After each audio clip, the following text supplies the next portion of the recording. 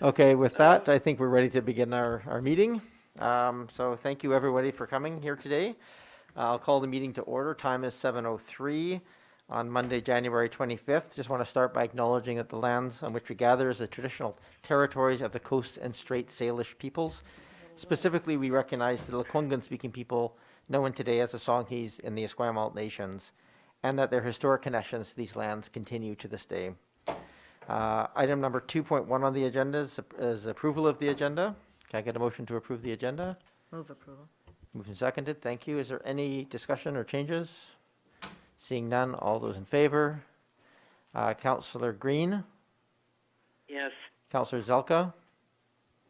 Yes, in favor. Thank you. That passes. We just now have adoption of the council meeting minutes and report of public hearing. So first we have the regular council meetings of January 11th. Move adoption. Move adoption. Thank you. Seconded. Is there any corrections or changes? Councillor Ney? Can you just put your microphone on when you speak as well? Is that the 11th one? Correct. This is for January the 11th.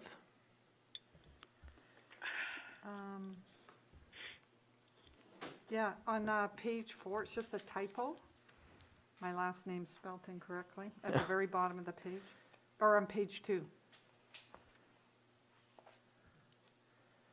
I will trust that you're correct, and we will. It's spelled N-A-Y. Yeah, it's just Oh. a typo. It's a typo. Okay. There was another one of those later on as well. It was Yes, caught. there So thank you for that correction. Anything else on these minutes? I'm not hearing anything from our remote attendants either, so I will call the question. All those in favor? Councillor Green Sorry, yes. and Councillor Zelka? Yes, in favor. Thank you. That passes. Then we have the report of the public hearing. This is to be adopted. Oh, Councillor Nick, you just turn off your microphone. We can only have one on at a time in here. Move adoption. Moved and seconded. Thank you. Is there any, the one typo that there's a K instead of an H was caught. So is there any other corrections or changes? I'm not seeing any. So the motion to adopt is live. All those in favor? Councillor Green? Yes. Councillor Zelka? In favor, thank you. Thank you. That passes. We now move to item number 4.1, Committee of the Whole minutes, and we can do both the 17th and 14th together, that they be received. Move receipt. Moved and seconded. Any discussion? Seeing none, all those in favor? Councillor Green? Yes. Councillor Zelka? Yes, in favor. Thank you. And now we have a rise and report from the closed council meeting. This is for those watching at home or following us over years, this is new under a new procedures bylaw that we have a standing position on our agendas to rise and report on a regular basis. What I need to do though, just from a best practices perspective, is just have someone read these out for the record. These are not being voted on today, but they are just being read verbally into the record. So if I could have a councillor, probably in the room here, read those items into the agenda. Okay, item 4.1, that the memorandum from the Director of Parks, Recreation and Culture regarding a Wall of Fame announcement and recognition for Mrs. Margaret Lidke be received, and that staff move forward with an announcement of the Wall of Fame recognition of Miss Margaret Lidke, and once the district can hold an in-person celebration, a more formal and public recognition be given. Just reading it is all we need, so if you could also read 5.2. Okay, and so from the closed meeting on December 14th, that the appointment of Deborah Hopkins as Director of Corporate Services, Corporate Officer be rescinded, and that the appointment of Anya Nervo as Interim Deputy Corporate Officer be rescinded, and further that the appointment of Joanna Winter as Corporate Services Advisor / Interim Duty Director of Corporate Services be rescinded. Thank you very much. So that now is on the record, and very much appreciate this change in process so that we're very clear about what happens and these things move out of in camera. As you can see, a lot of that is procedural pieces, but it's still important for it to be formally follow that path. We're on to item number 6 here on Mayor's Remarks. I don't have a lot to say today, but you may recognize if you're watching from home that we are all wearing masks through the course of this meeting. This follows some of the guidelines given by Dr. Bonnie Henry and some of the public health announcements made today, and just recognizing that we have some limitations in this room of airflow and sort of an abundance of caution. So you'll see us wearing these masks throughout this meeting for the time being.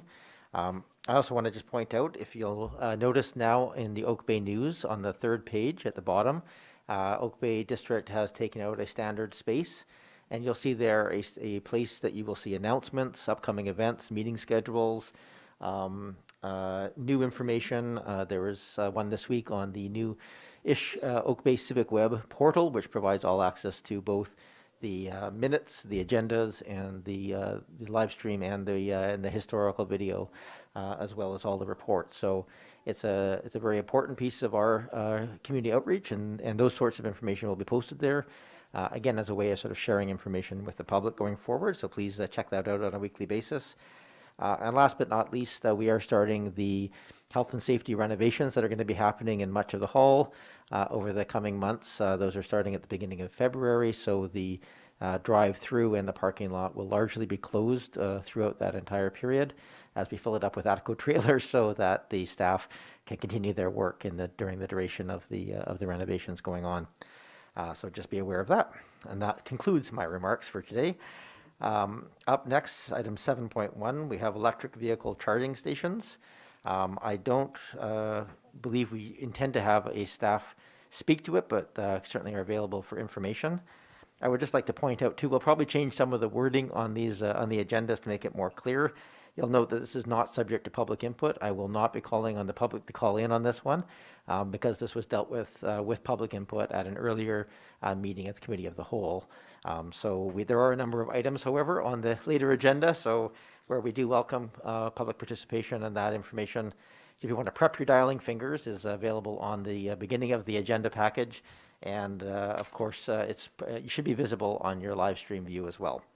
So there we go, 7.1. Does staff want to make any overview of this, or are we sufficient to take questions from council?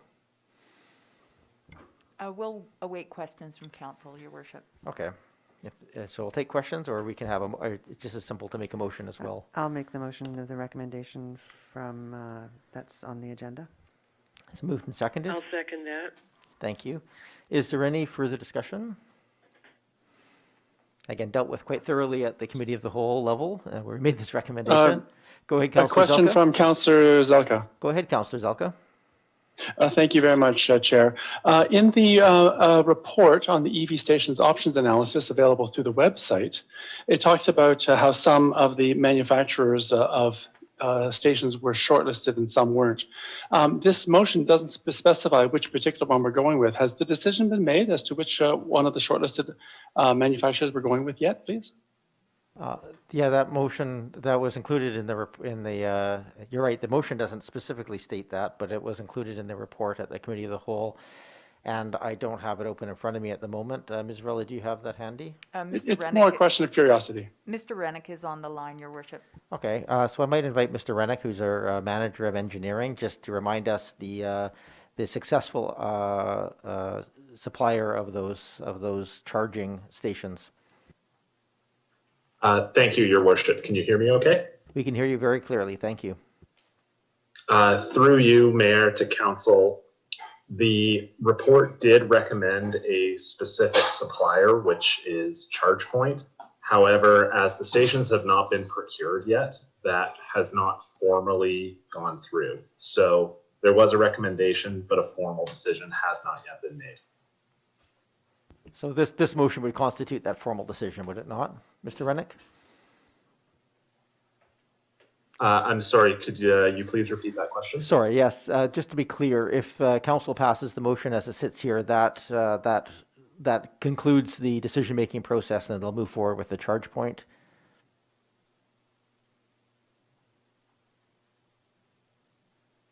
Mr. Rennick? I think we lost Mr. Through you, Mayor, to Council, I'm not actually sure that it does, because while the report does speak to the choice of network, the resolution itself does not specify a network. So, so a good question being raised here. Is that something that we should modify this wording to include that, or would that come back at a later meeting for clarification? And I might go to our administrative staff rather than Mr. Reddick here, just for clarification of practice here. Procurement will occur in alignment with the policy, Your Worship. So if we have direction to procure and to install at 2 additional locations that are yet to be determined and to charge the hourly rate, that is the recommendation staff is looking for at this time. If you want additional assurity as to who the provider would be, we could bring that information back. Otherwise, we'll take this as direction to procure.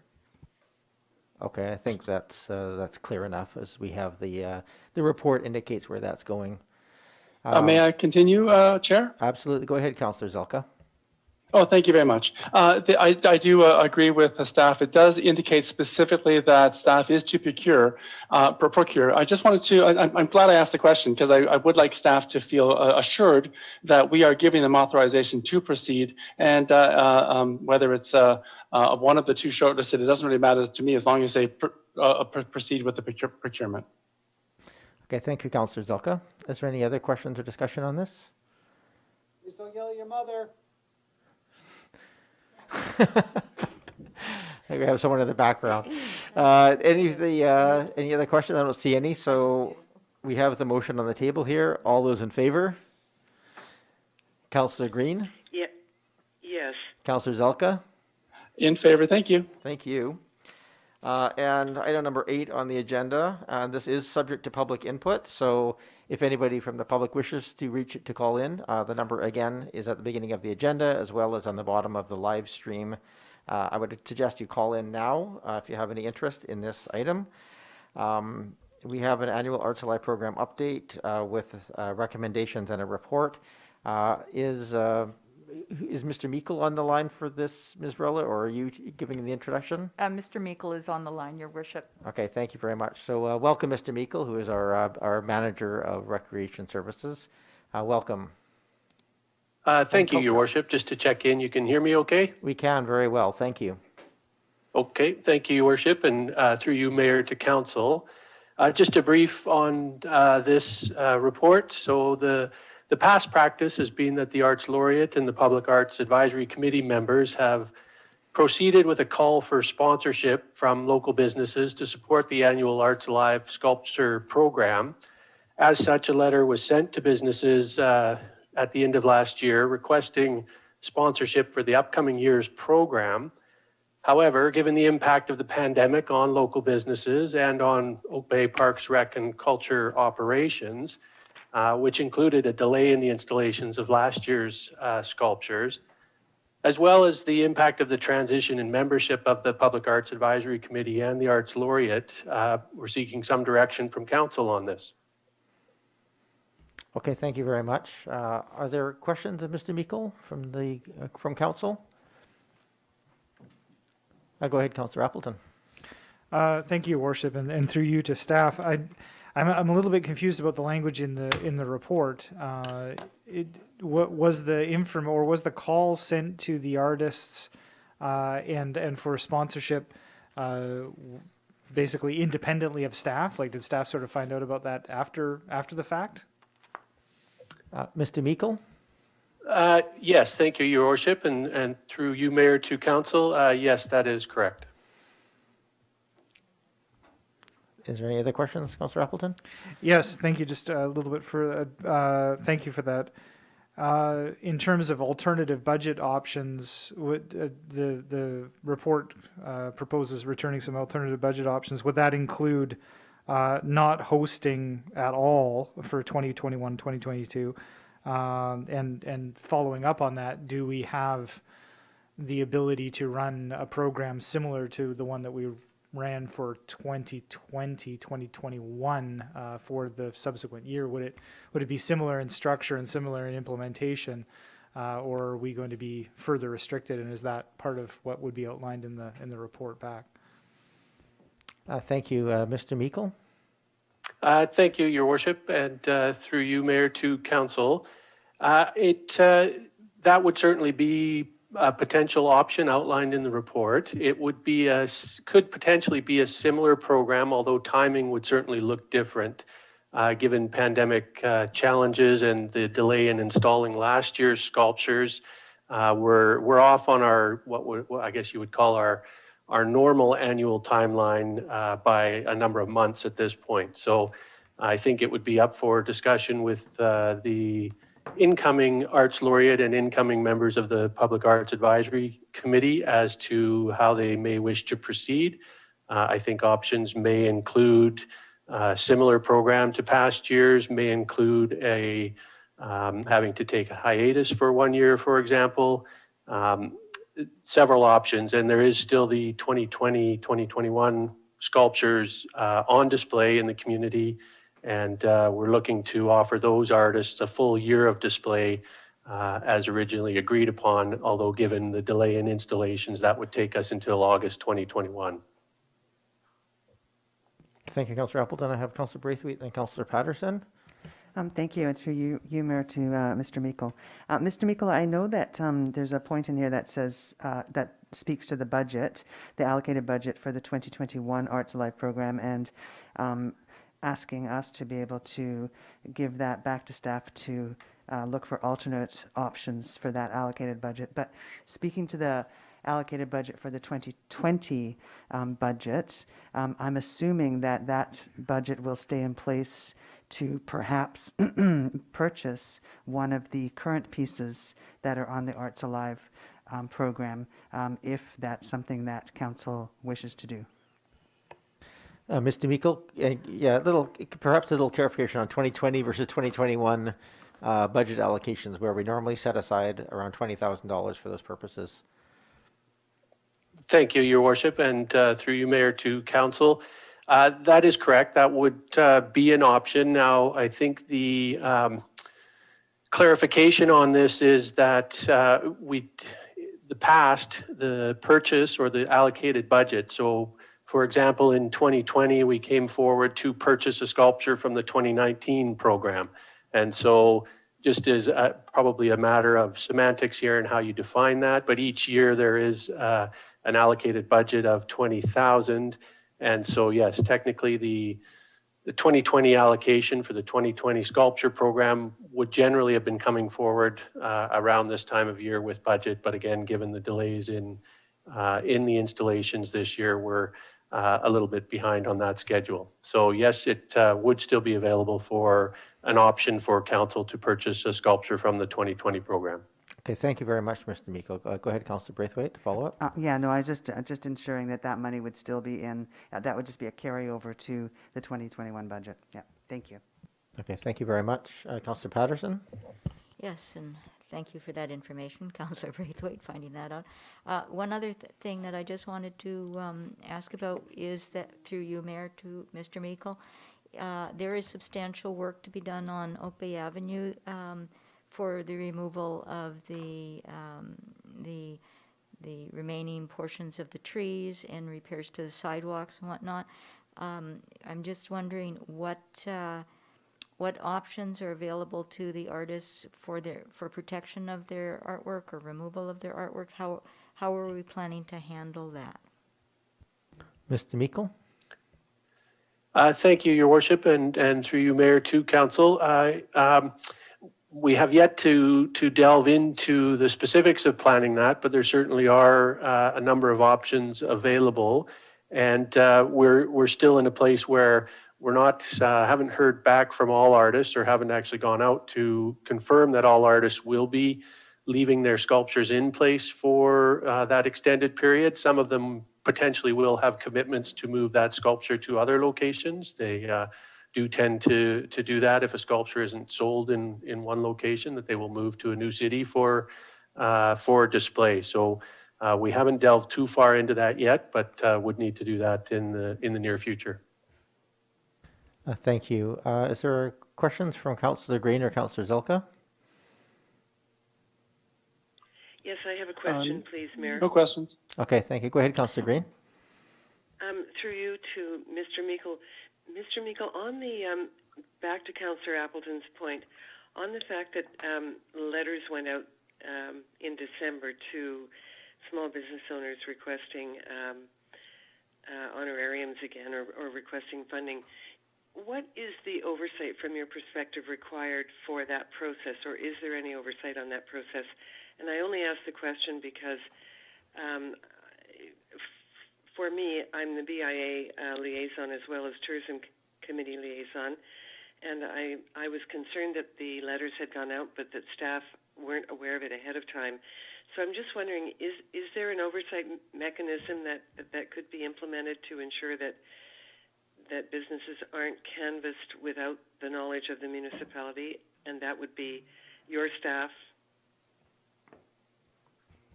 Thank you, Councillor Green. Sorry, I wasn't sure if that was the end of the sentence, so I hesitated. Mr. Meikle, could you answer that question? Yeah, thank you, Your Worship, and through you, Mayor, to Council. Generally, in the past, it would have gone through the Public Arts Advisory Committee, of which was staff liaisons there, and Councillor Braithwaite as liaison as well. And so in the past, I think there was, shall we say, a little more flexibility to do that with that knowledge. Now, with the new, I guess you could say, terms of reference for committees and terms of reference for the Public Arts Advisory Committee coming into play in the near future here, that process is much more clearly outlined for the future.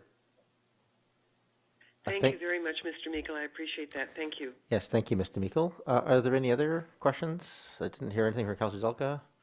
So before I go to a motion, I'm just going to invite the public, if anybody from the public has called in. Ms. Williams, has anybody called in to speak to this item on the agenda? Nobody at this time, Your Worship. Okay, so I'll bring it back here. We can go to motion, and then we can discuss the motion. I'll move the staff recommendation.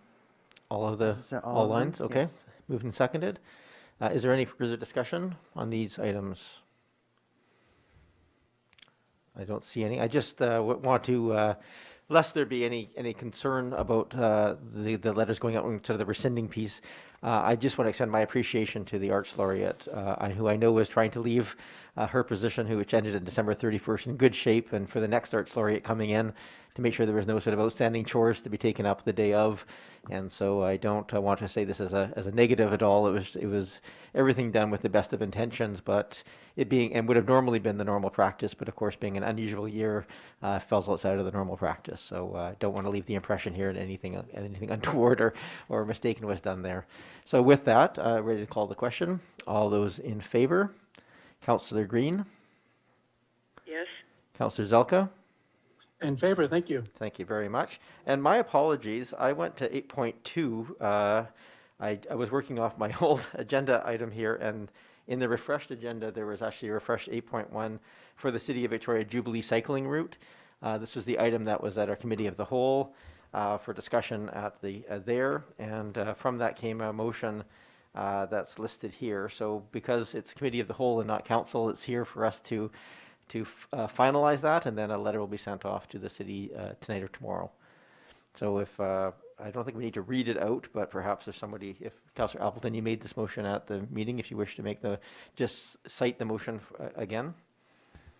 Thank you, Your Worship. So I would move that the motion prepared at the January the 18th, 2021 Committee of the Whole meeting be forwarded to the City of Victoria.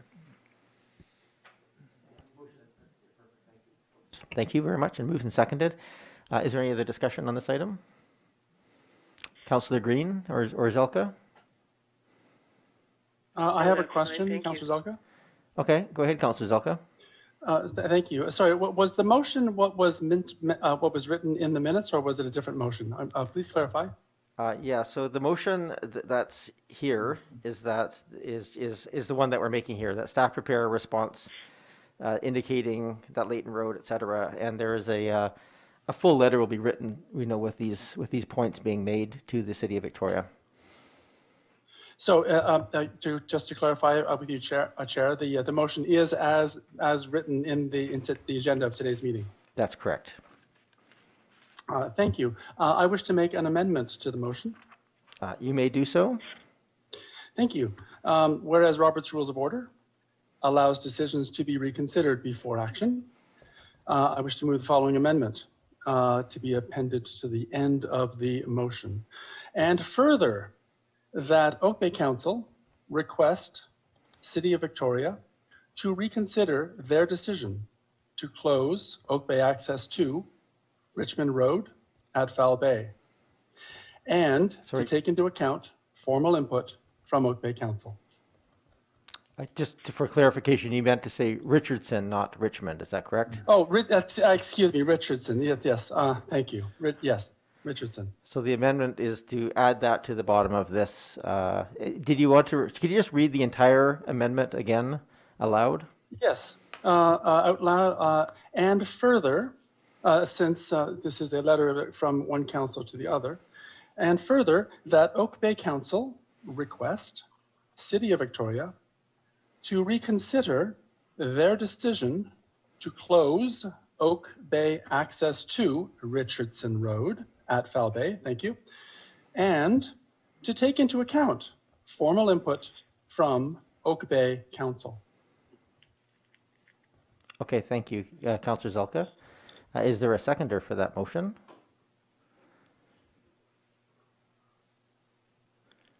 I'm not seeing a seconder. I'm just going to ask Councillor Green just to make sure I don't give away any chances here. Councillor Green, you can just stay silent if you don't want to second it, but I'm not hearing anything at the moment.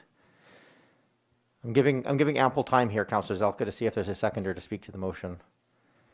And I understand where it's coming from. I'm not seeing any here, so that does not. We won't. That just fails on for lack of a seconder. So we're back to the main motion. Is there any other questions or discussion on the motion? I recognize as well if anybody from the public wishes to call in, they have the opportunity to do so. So that number is posted on the agenda and at the bottom of the live streaming screen. So I won't go to the question just yet, but we have the motion live on the table for discussion. Are there any other comments or discussion on this item? I'm not seeing any. Ms. Williams, is there any members of the public that have? Nobody wishing to speak, Your Worship. Okay, thank you very much. In that case, we have the motion live on the table. I'm ready to call the question. All those in favor? Councillor Green? Yes. Councillor Zelka? In favor. Thank you. And yeah, we'll leave that. Thank you very much. Moving on to item number now 8.3 on the agenda, which is the gas-powered landscaping equipment. We have a staff report here, and is Mr. Hyde-Lay is the member of, so our manager of parks, is online and here to introduce the item to the agenda. Thank you, Your Worship. Quick sound check. Can you hear me? We can hear you clearly. Thank you very much. That's great. Just a quick summary, just at the November 9th, 2020 council meeting, council directed staff to report on the options and impacts related to the reduction or the elimination of gas-powered landscape equipment in municipal operations, and certainly for residential and commercial operators. And this report outlines those options for council to reconsider. It comes with two recommendations at the top of the page.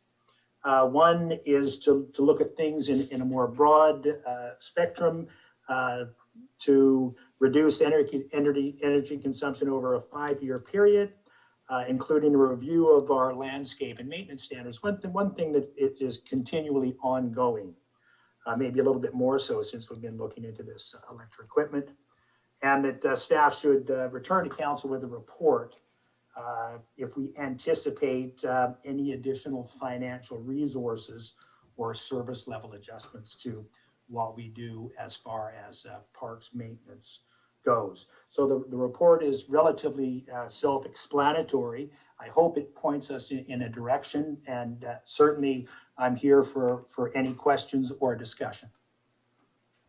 Thank you very much, Mr. Hyde-Lay, and appreciate the report coming back to council in a timely fashion. We have the piece here, but before we get to a motion, I'll take questions and then I'll go to the public if anybody from the public wishes to address us, and then we'll come back to motions. Go ahead, Councillor Ney. So through you, Mayor, to staff. Yeah, thank you, Mr. Heidley, for the report and also for pending and pointing us in the direction of the procurement policy. And so I have a few questions, and they're actually sort of driven from what I'm reading in the procurement policy here. And so it's also kind of a nice opportunity to test out this policy because it's new to all of us. And so I have a number of questions that really are footholded in what I'm reading at 2.3 in the sustainable purchase practice, where it's encouraging the district, it's saying that the district will consider environmental, social, and economic value of goods and services, and that that the intent is to shift away from goods and services that negatively impact the environment and society, and work towards goods that are more environmentally sound and socially beneficial. And it also speaks to supporting pilot testing of potential new goods and other support that encourages us to look at the triple bottom line, though it doesn't use that language, to reduce and look towards non-carbon alternatives. So a few questions. You still there? So that was just... Yes, I'm yeah, still okay, here. thanks. Yeah. Okay. So one of the first questions is, I'm just wondering how you went about determining the cost. So there's two aspects to this. One is your commentary related to the residential ban, and one to the corporate ban, right? So with regards to the corporate ban, you've assessed, the report says that I believe that it would cost $10,000 to implement, and there would be costs related to reduction of service as well as the capital costs, as I've understood it, labor costs and capital costs. So just with regards to that, I was just wondering, I mean, that's one piece of economic analysis, and I'm wondering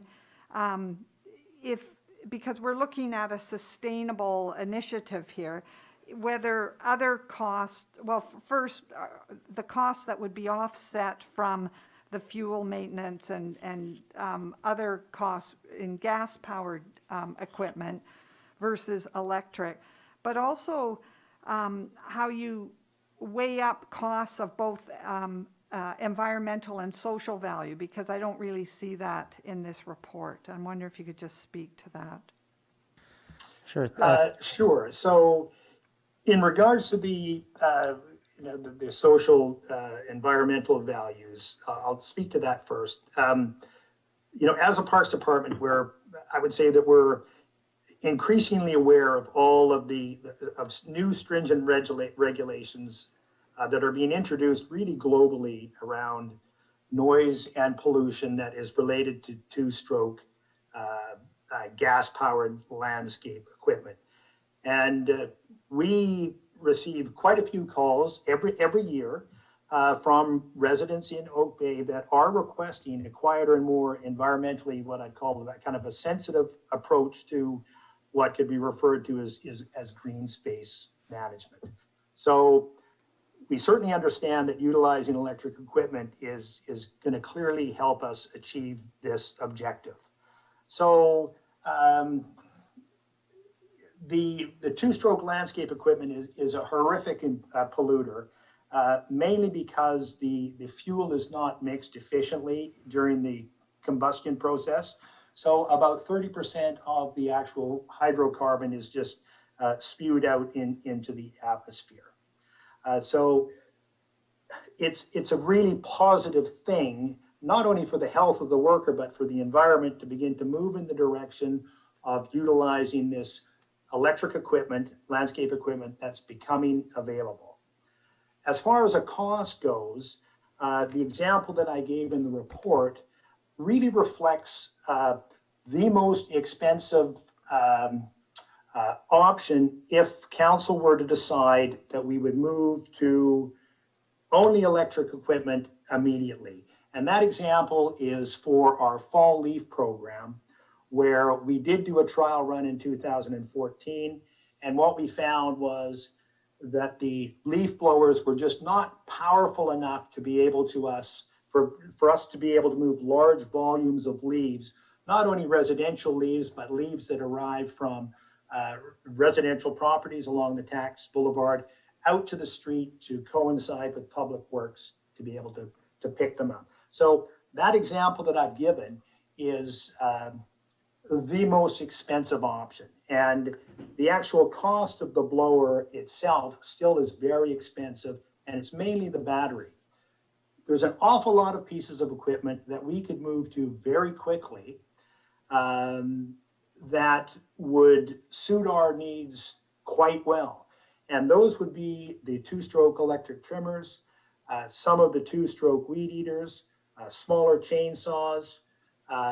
Where we get stuck a little bit with our labor costs and equipment costs is on the more expensive leaf blowers to move these large volumes of leaves, and for the larger chainsaws, which really aren't on the market yet. And that's where we get a little bit tied up. But, you know, we certainly understand that this is the way things are going. And as the pieces come on board, we're already researching what's there and can it offer us the same performance of what we're presently using. A lot of pieces can now. I hope that answers your question in not too long-winded a way. No, that's very helpful. Can I follow up, Mr. Of course, Mayor? go ahead, Councillor Ney. I will also mention one other thing environmentally. There's a lot of study now that's coming out of Europe in regards to not only the environmental pollution that leaf blowers cause, but well, just to expand on that, you know, the fingers are being pointed at the leaf blower with a lot of accuracy that they're the real culprit when you begin to take into consideration insect decline and just the damage to soil biology and plant health that is beginning to happen. Because when you blow something at 200 or 300 kilometers an hour, you begin to damage the soil, erode the topsoil, damage the roots of the plants. You can certainly spread weed seeds and all kinds of pathogens like the funguses that get into the tree, and all of the dust and debris from everything from just dirt to dog feces up into the air. So the leaf blower is, I would have to say, you know, does have good reason to have a few fingers pointed at it, but just with the development of the whole landscape trade, it's become a vital piece of equipment for so many contractors. Thank you, Mr. Hadley. Go ahead, Councillor Ney. Thank you very much. And yeah, thank you for speaking to the environmental and the social noise costs of the leaf blower. One of the places you say in the report that there are some places in the municipality that the corporation could now use electric leaf blowers, but not all of them, and not to rely completely on them. I believe that's what was stated at one point. So I'm wondering, I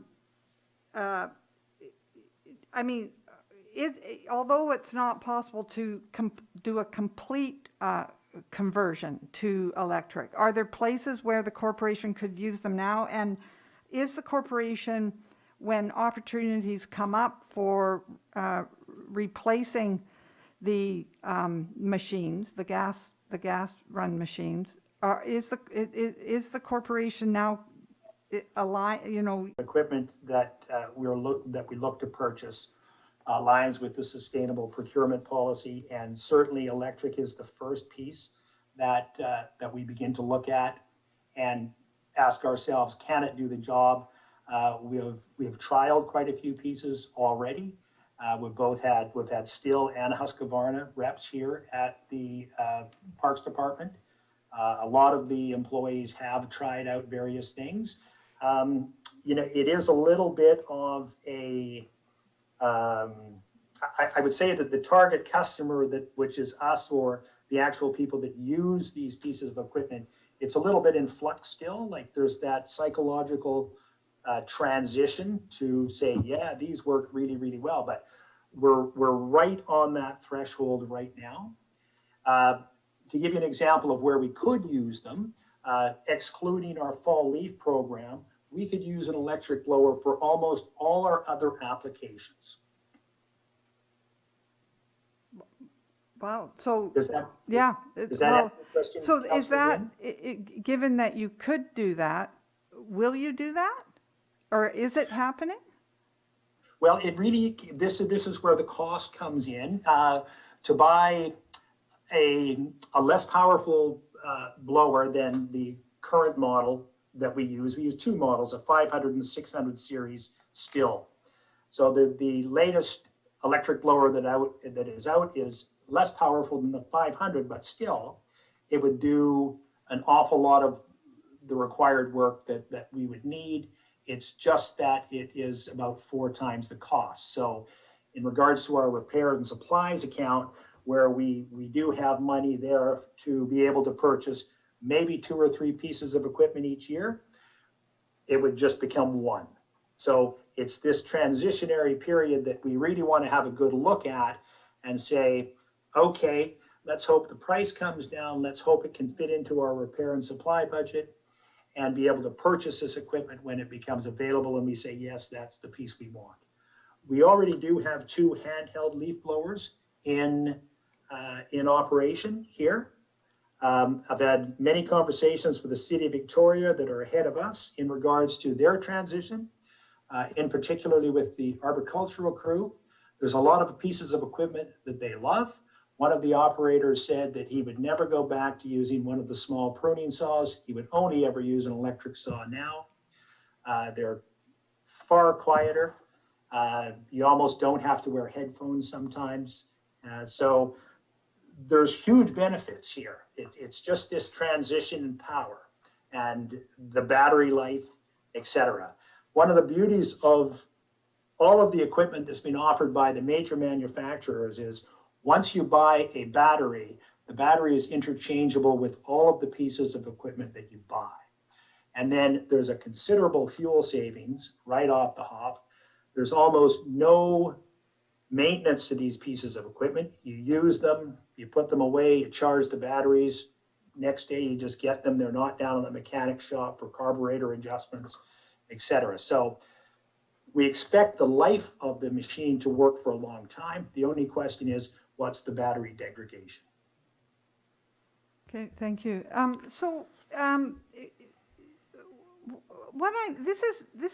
think this is probably a kind of, I'm going to ask you, Mr. Hidlay, because this is the issue we're talking about, but it's probably a kind of decision-making process we're going to have to figure out how to contend with as we work towards non-carbon producing equipment throughout the community. But so the question is, how do we assess when it's time to make those changes? And the reason I'm asking that is because we know as technology evolves, in the early days, it's simply not as good as it is in time. I mean, we've seen that with electric cars.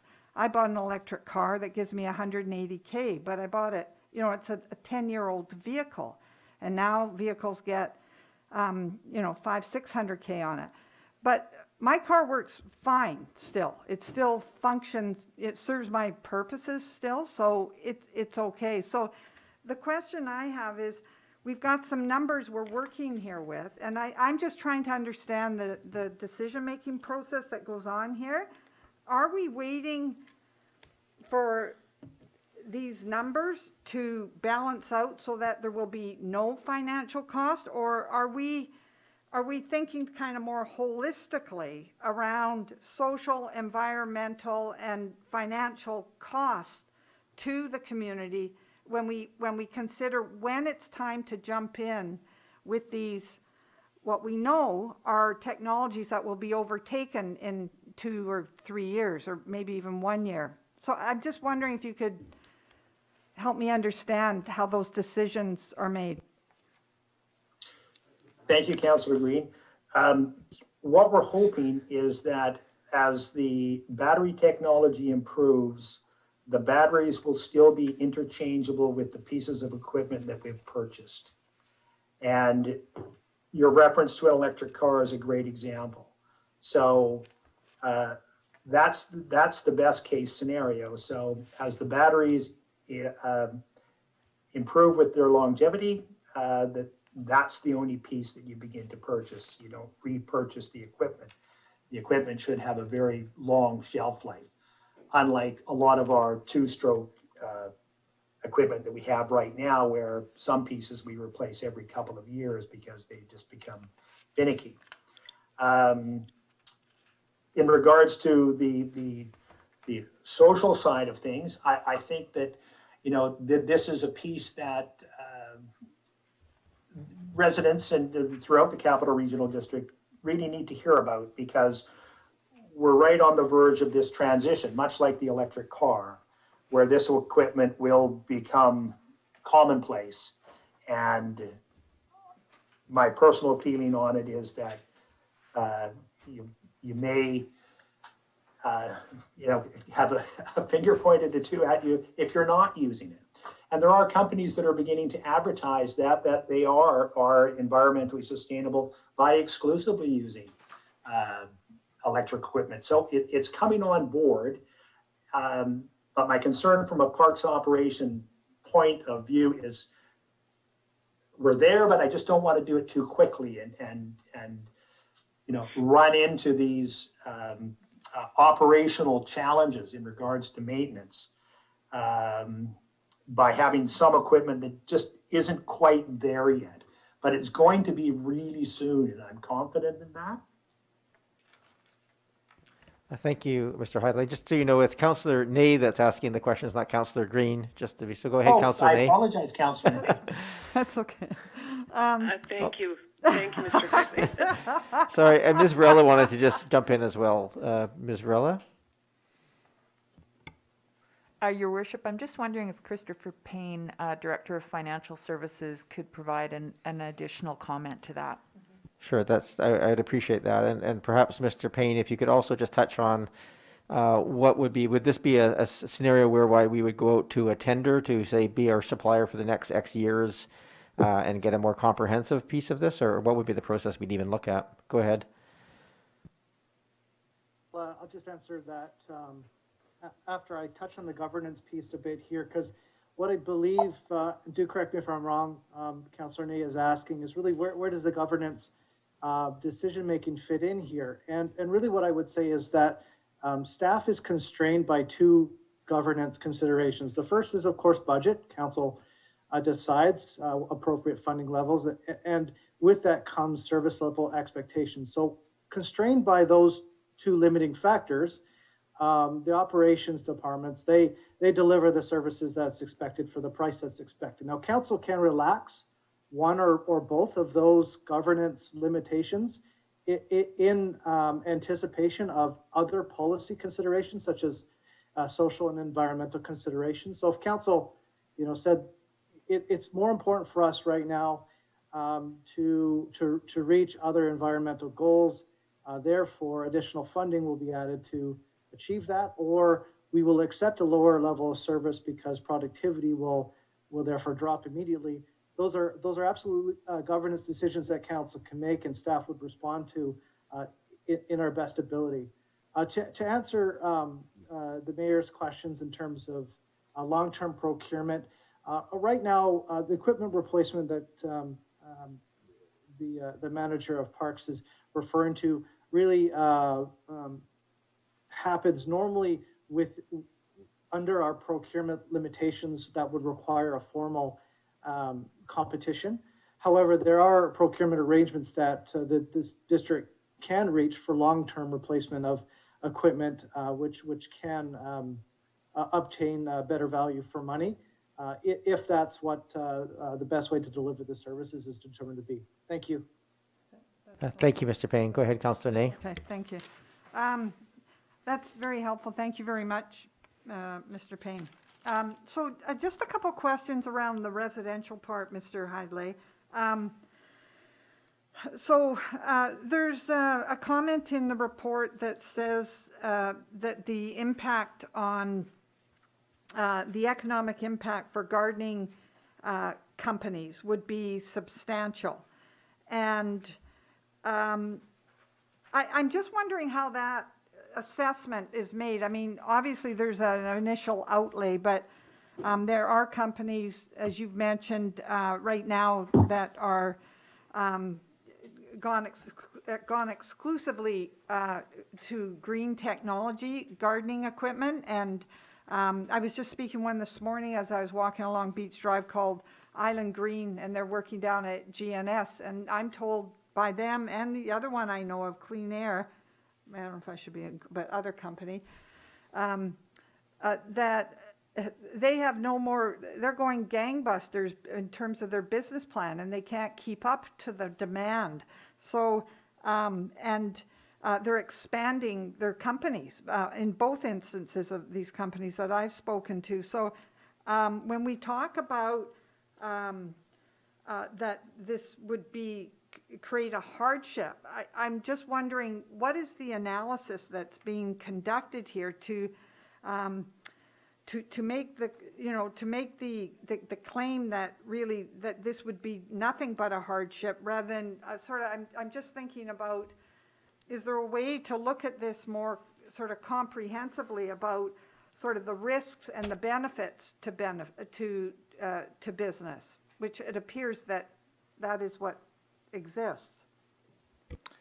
Mr. Hidlay, perhaps you can just touch on how, on the commercial impacts as you see them. Thank you, Your Worship, and through you to Councillor Nay. I reached out to quite a few landscape companies, and although you reference some that are extremely busy, and that's true, personally, I think that there's many landscape contractors that are beginning to move towards electric equipment because they know that it's a more sustainable, a customer-friendly way to do business. But what I tried to reference in the report was, if it were to happen, a decision was made that this transition happens very quickly. The majority of the companies haven't got to the point where they're beginning to move towards electric equipment. They're still in flux. They still have a lot of equipment that is two-stroke and gas-powered that works very well. So that's where the expense would come. And when you're looking at an immediate $10,000 expenditure for hedge trimmers, leaf blower, small chainsaw, etc., that's more than what they could absorb in a short period of time. Okay, thank you very much, Mr. Hidlay. And I do appreciate the concern, for smaller businesses, because it is true. Nobody wants to see, them collapse because an initiative is too aggressive. I really appreciate that. Yeah, and I'll just make one other comment, which I reference in the report. So many of them actually work under set contract, and it's just something that you need that transitionary time to afford the equipment and renegotiate if it's going to take longer to do the same service with equipment that may take a bit longer. Sorry. Okay, just another question. Then you said in the report that the average size lot in Oak Bay could meet, that their landscaping needs could be met with electric leaf blowers. Although, of course, it was qualified that the uplands may be a bit different because of the larger properties. So I'm just wondering, given that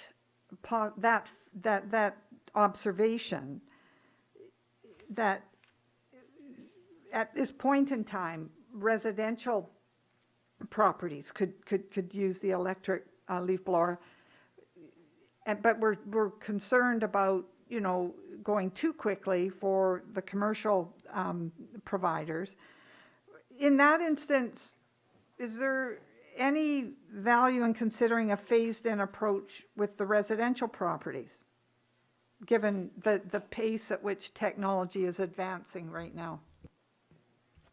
Mr. Hadley? Yeah, thank you, Councillor Ney. Yes, and I'll use my property as an example.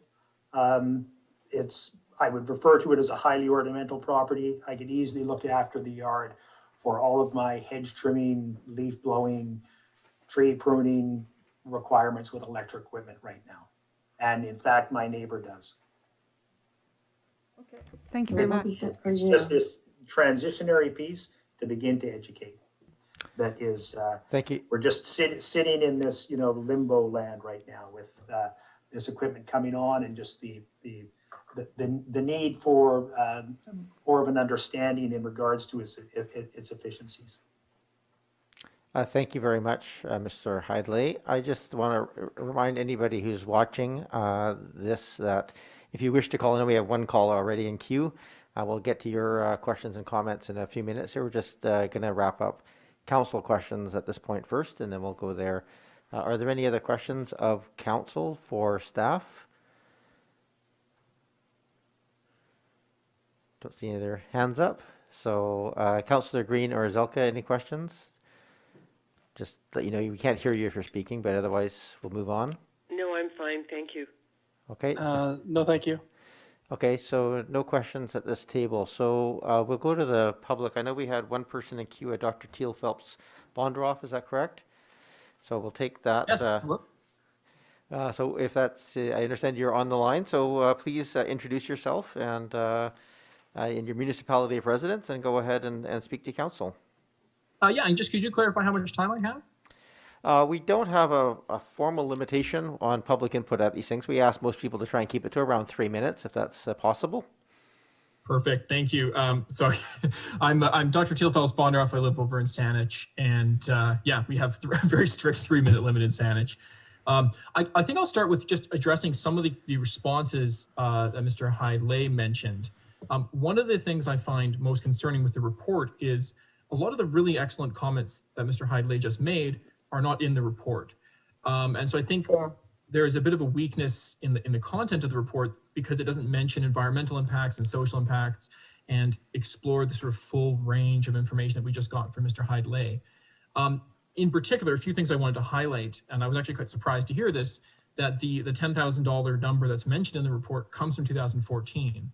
And then we have a sort of constant communication around, oh, batteries and the technology are 5 years away. That was 7 years ago. So, I mean, at this point, the technology is here. I've actually seen people who made a remote controlled airplane that they drove with an electric leaf blower. So there's a bit of disconnect between what we're hearing and what's in the report. And I have lots of questions around how the numbers were arrived at. As someone who's a teacher, among other things, I like my students to show their work. And so I wasn't really seeing the full breakdown of how these costs work.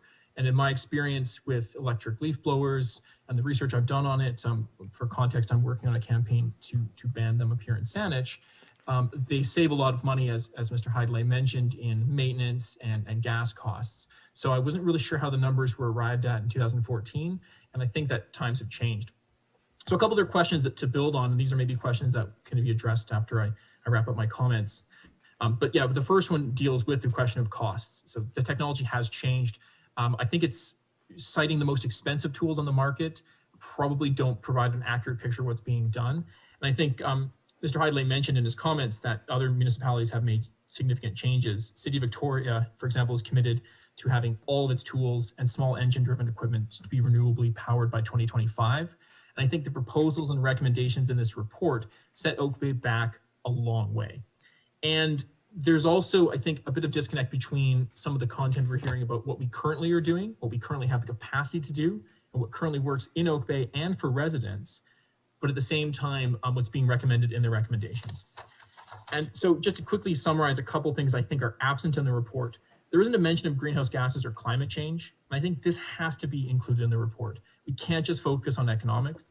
Councilor May mentioned this in a question, but really, when you have a sustainable procurement policy, we need to be looking at the greenhouse gas emissions of these tools. Oak Bay has, after all, declared a climate emergency. Second thing, this noise pollution is not mentioned. And I think that's very important and must be included in a report of this nature before Oak Bay can make a decision on it. And thirdly, and this was mentioned by Mr. Heideley, and it's not mentioned in the report, but worker health and safety is critical. And so, when we're looking at the costs that are involved with these kinds of tools and transitioning to electrics and the reason to do so, worker safety should be front and center, and it's not in this report. So that's kind of lacking.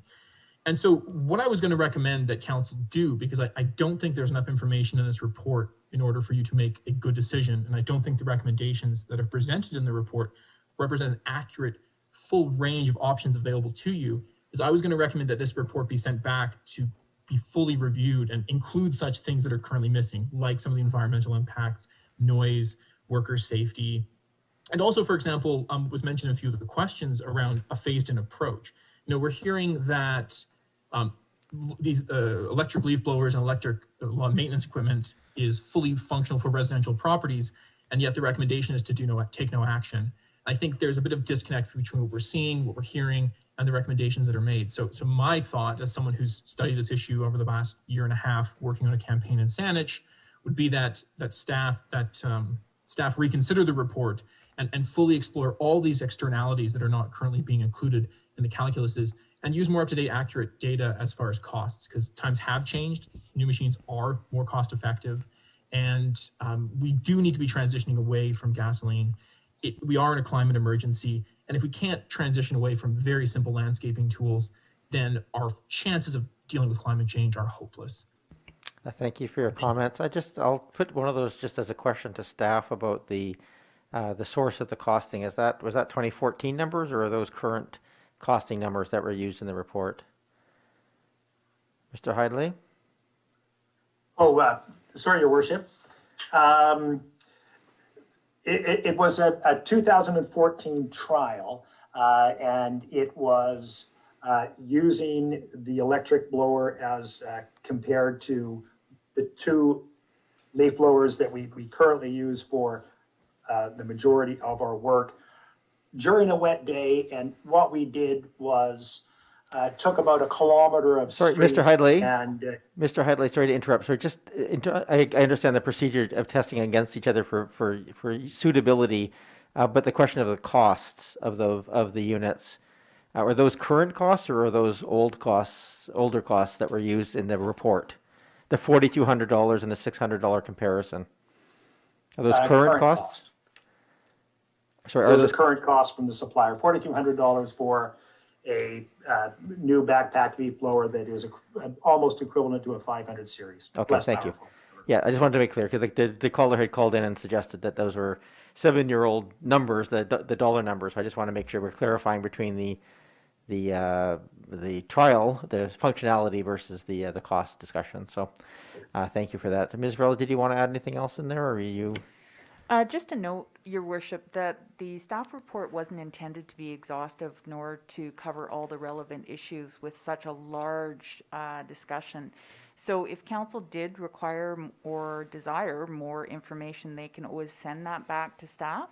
Again, we'll just wait council direction on how much more additional information that you want. Yes, thank you. And I'll just point out anybody again who's wishing to speak from the public on this item.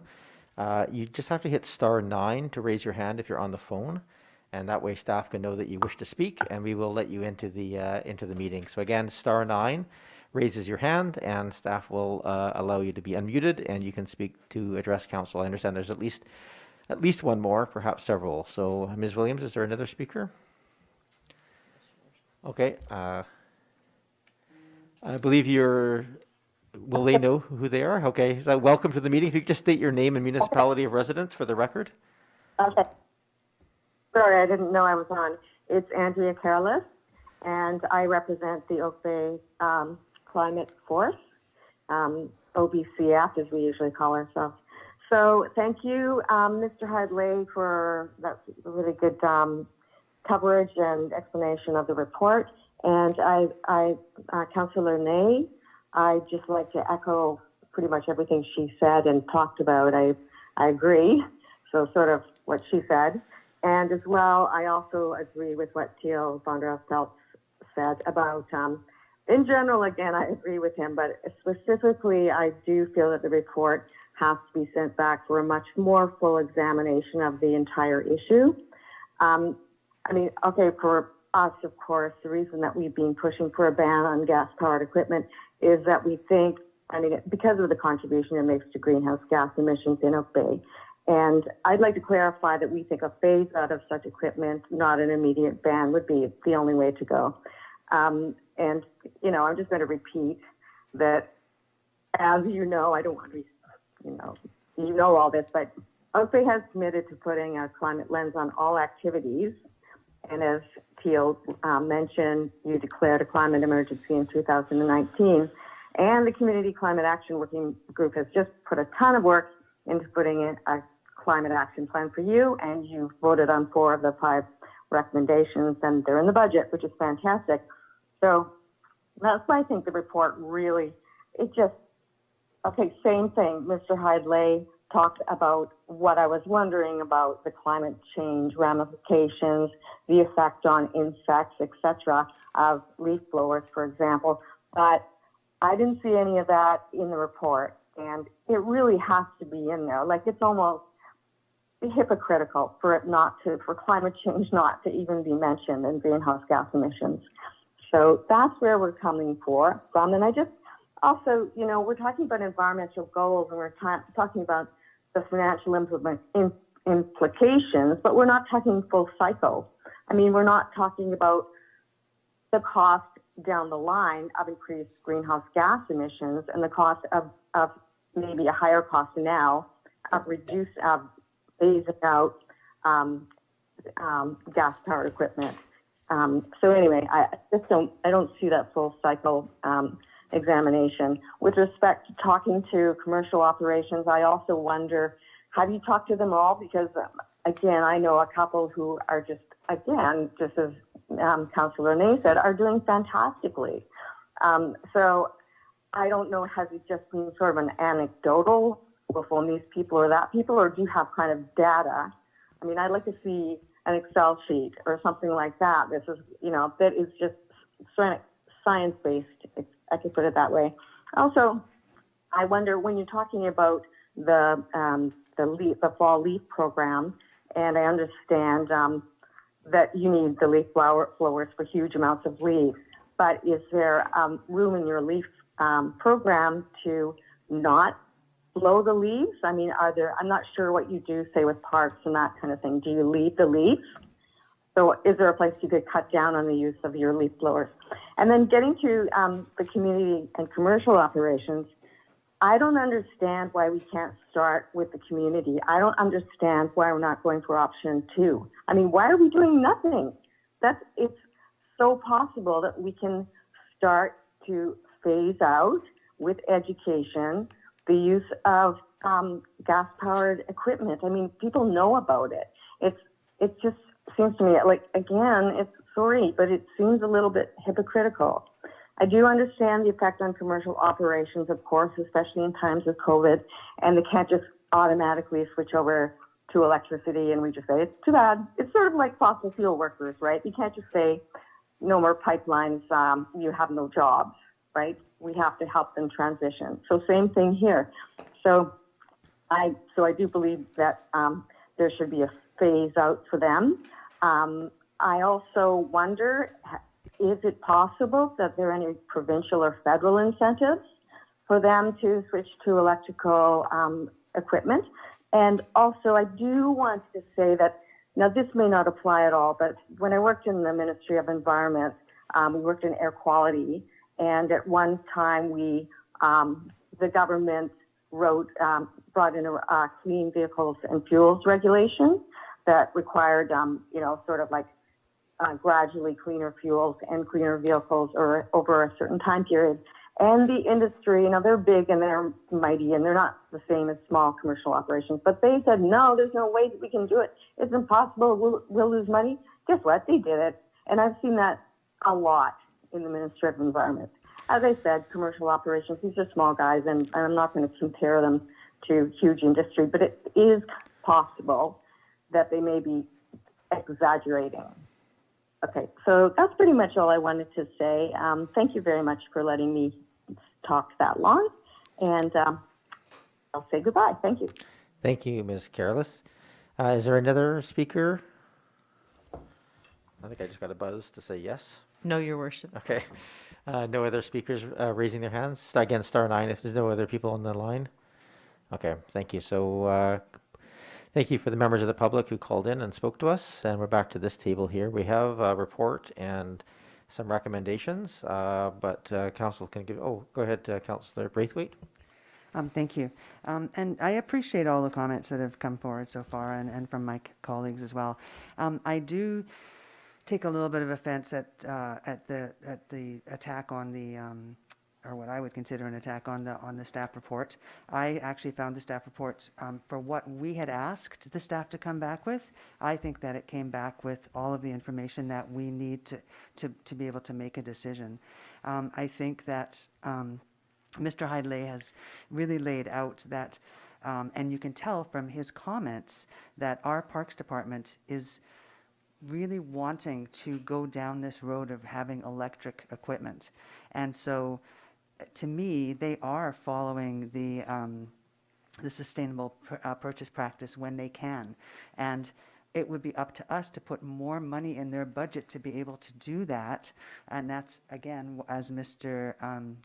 As our Director of Finance said, that's up to us as a governance thing to be able to do that. I'm actually happy with the recommendations that Mr. Hidlay has put forward. I think that we really need to sit back and consider that we want to be, and I think it says it in the report, that we want to be within having all of our equipment electrical by the end of 2025. I think that's a fine thing to aspire to.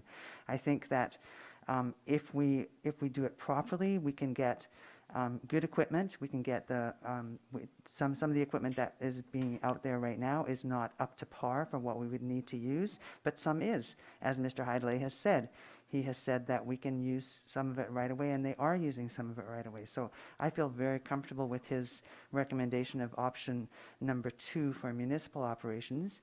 And as far as residential goes, I have talked to, as Councillor Ney has, I have talked to a lot of gardeners as well, and I have talked to both ones that have electric equipment and ones who don't. The ones that I've talked to that have electric equipment came on board with electric equipment right from the onset.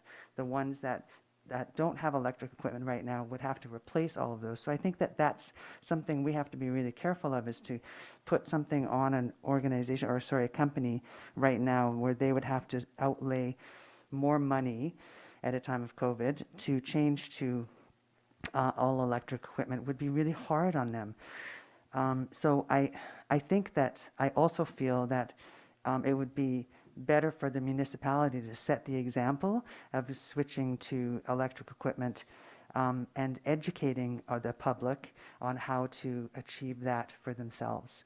So for me, I would go along with the report, and I would do option number 2 for the municipal operations and option number 1 for the residential and commercial operators. And I'll be interested to hear comments from my fellow staff members, or fellow council members. Thank you, Councillor Braithwaite. Are there any other comments? Yes, it's Councillor Green. Go ahead, Councillor Green. Not Councillor Ney. I would just like to say that I really, as well, appreciate all the comments, both from the public, from the correspondents, and from Mr. Hidlay, also from Councillor Ney, Councillor Braithwaite, and so on. I think I would agree with Councillor Braithwaite at this stage. Under municipal operations, the recommended option is going to provide us an opportunity as a municipality to show leadership, also give us time to assess the efficacy of of converting to greener technology. I think what I like is that there is a goal here implicit in option number 2, and that is that we are taking a leadership role over time to look at green technology. It also gives us a chance as a municipality to test some of this equipment, both for, as I said, efficacy, also for cost, the implications around batteries and battery charging and so on. And that in subsequently will inform residential and commercial operators. So I think that we will show leadership, we will test the equipment, and be able to comment on costs and implications as people make a transition. And I agree that public education at this point is probably the most important piece. And it also gives us a chance perhaps to work more closely with private and commercial landscaping groups in our community that are in our community a lot, and perhaps help them through a transition as well, and provide some demonstration projects. I think it's wide open, but I also think implicit in all of this is that we have articulated a goal for greener technology. We are going to move forward. I'm assuming it would be a phased-in approach, as indicated in the first section under municipal operations. And I too appreciate the report. And I think we can always come back and look at this again with Mr. Hidlay and with Mr. Payne. If things change and, there are other advantages and perhaps grants available, then that can also be information added to the mix. But I think the core goal is that we are moving in the right direction as a municipality. And hopefully that will influence both commercial operators and our community as a whole. Thank you. Thank you, Councillor Green. Are there any other comments? Councillor, I have Appleton and Patterson. Thank you, Your Worship. Actually, just a question of procedure here, and there are a number of options for both municipal operations and residential and commercial operators. I'm just wondering whether or not these could be dealt with separately, whether or not we could present motions for selecting a given option separately for the two different categories here. You absolutely may, or any member of council may make motions. It makes sense to me to consider them possibly separately so we can have two different debates. I also want to be cognizant of time, that we focus our conversations in a way that gets us to a decision-making point as well. Thank you.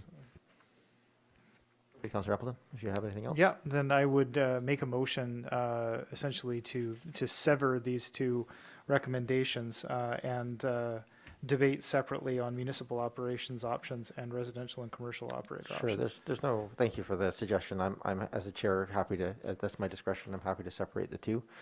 They're not really, normally we'd have two separate motions that I would split active motions, but I'll just, in this case, procedurally handle this. So if we want to have a quick conversation about our municipal operations first, let's keep our focus on that. Do you have something to raise to that, Councillor Appleton? Was that a motion? Was it seconded? There's no motion at this time. It's just, I'm just asking people to keep their comments on the municipal operations side, and then we'll get to the residential and commercial separate.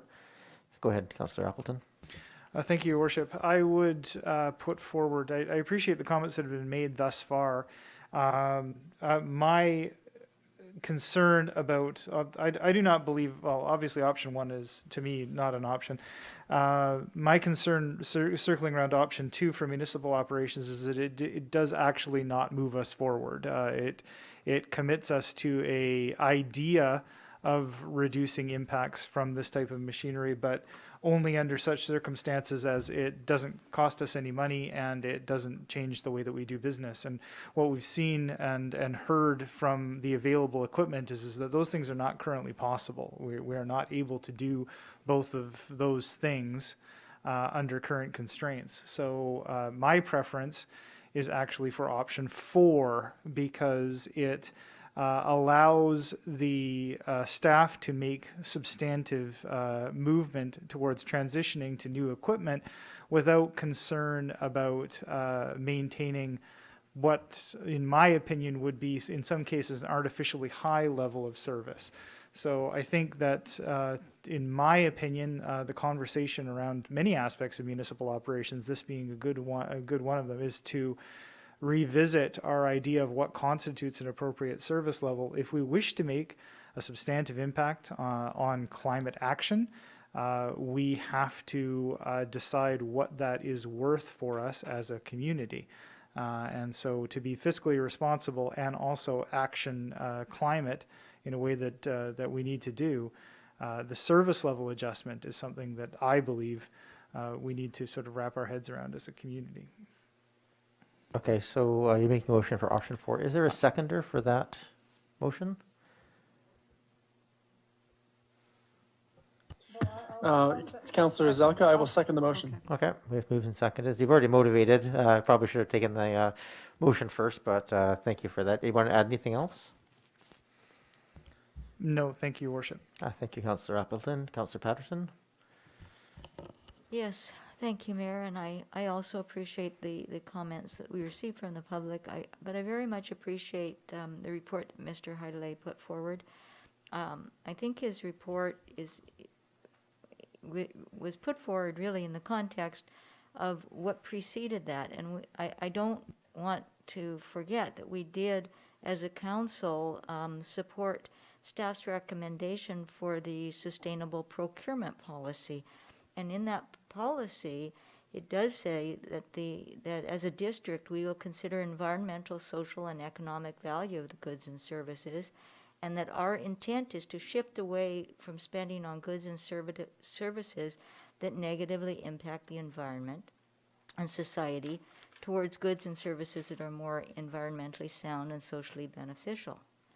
And that we will seek ways to encourage and influence markets environmentally and socially for preferable goods, and also work on employee education, supporting pilot testing of potential new goods, and adopting innovative good standards. And I think in Mr. Heidelay's remarks, he demonstrated that that the staff took the sustainable procurement policy to heart, and that they are using that as an objective to work towards in evaluating everything that they do.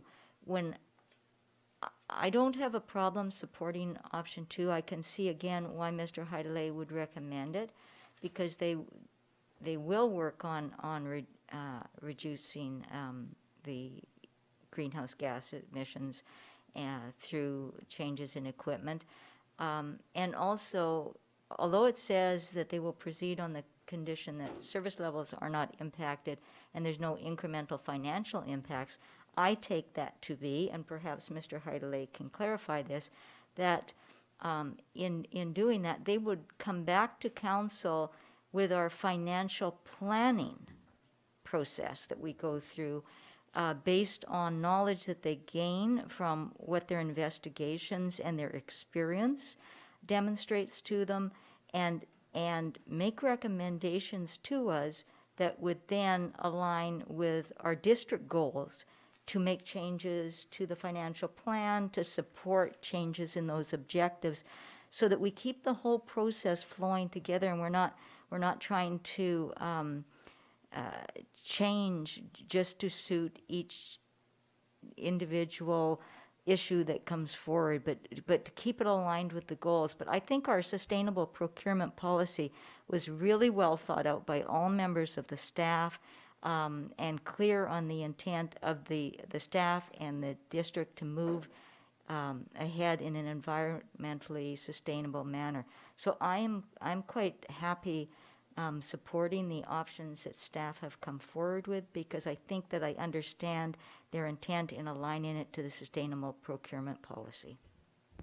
Thank you, Councillor Patterson. Does anybody else wish to speak to this, to the motion? Councillor Ney and then Councillor Braithwaite. Well, the problem I'm having is that, I mean, actually aligned with Councillor Patterson, is that we've got this approach to these kinds of issues, right? We've got a sustainable procurement policy, and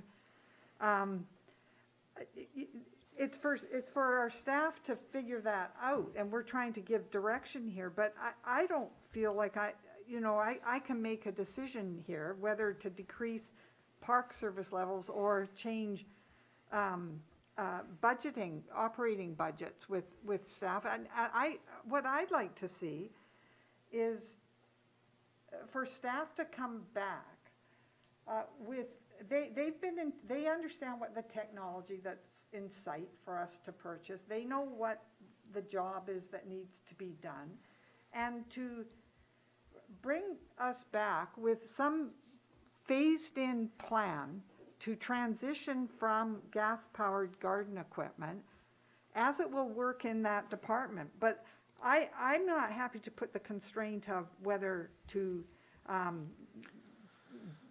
increase the budget, or to tell them whether they're going to have to decrease or increase service levels based on the purchase of these non-carbon garden equipment. So I'm not comfortable with either of these options for that reason, because I would rather just leave it open for staff to come back with a report and a plan about how they anticipate doing this, to be able to continue doing their job, and if they need more money, to explain that. But before we start talking about budget increases, I would want a more holistic cost analysis that includes the cost, the social, the environmental, and the economic costs, so that we can put them all together and make a decision. It's not just about money when it comes to making these transitions. And I think we can all agree we would like to make a just transition. We know that. We want to make it right and fair and equitable, etc. But so it is going to cost money, but or it may not, depending on the technology and what happens. So that's where I'm at. I'm having difficulty with any of these options, and I would look to a different motion on the floor. But Okay, thank you, Councillor Ney. Councillor Braithwaite? Thank you, Mayor. I would, I think just to touch upon something that Councillor Ney said, and I understand where she's coming from, but to me, when I look at the report and when I hear the words that Mr. Hidlay said, I believe that we are doing a phased-in plan, and that's what he spoke to. And so that's why I feel comfortable supporting option 2, but I don't feel comfortable supporting option 4. So I would be voting against the motion that's on the floor, because, and going to some of the comments from Councillor Patterson, I believe that staff is moving in the right direction for this, and that's the intent, is that they are moving towards a phased-in approach. So thank you. Thank you. Any other comments on the motion? Councillor Zelka? Go ahead, Councillor Zelka. Thank you very much, Chair. I seconded option 4 because Oak Bay on the 8th of April 2019 declared a climate emergency declaration. And in that declaration, we passed the policy, essentially, that District of Oak Bay declare a climate emergency and work towards the goal of carbon neutrality by 2030. And that the district incorporate revised carbon neutrality goals into the 2020 and subsequent year strategic plans. I wish to demonstrably support that effort. And what that means is that we cannot do things as they have always been done in the past. We have to come up with new ways of doing things. It is entirely possible that our service levels will have to change. I know it's hard for people to pay higher taxes, so I'd rather look at the service levels rather than increasing taxes if I had a choice between those two. But something's got to give. And as a project manager, you've got basically you can set a budget, you can set features, or you can set time to scope. If you fix all 3, you don't have a project. You have a fiction. That's why I'm supporting option 4 to provide the wiggle room needed by staff to make necessary changes to achieve the climate emergency declaration that we set in 2019. And I would hope that the majority of council agrees with me. Thank you very much, Councillor Zelka. I think that was a unanimous vote, so I think you have agreement from council on that piece of it. The how to get there is probably the thing that we're struggling with a bit today. So Is there any other discussion on this motion? I'd just like to Go ahead, make a Councillor Nay. comment that, in response to Councillor Zelka's observation around option 4, that what I'm struggling with here is that if I look at another option like option 3 that would call to increase operating budget as a way to overcome the impact of this transition on the parks, I don't know what kind of money I'm talking about. So I don't know, and I also don't know how much we're talking about in terms of decreasing park service levels. I don't have that detail. Like, what kind of dysfunction is that going to incur? I don't have that information in front of me to be able to make that decision. It's too general for me. So I'm having trouble with all the options, quite frankly. because I don't have enough information to give. Your microphone is off. Can you just turn it back on? Yeah. Oh.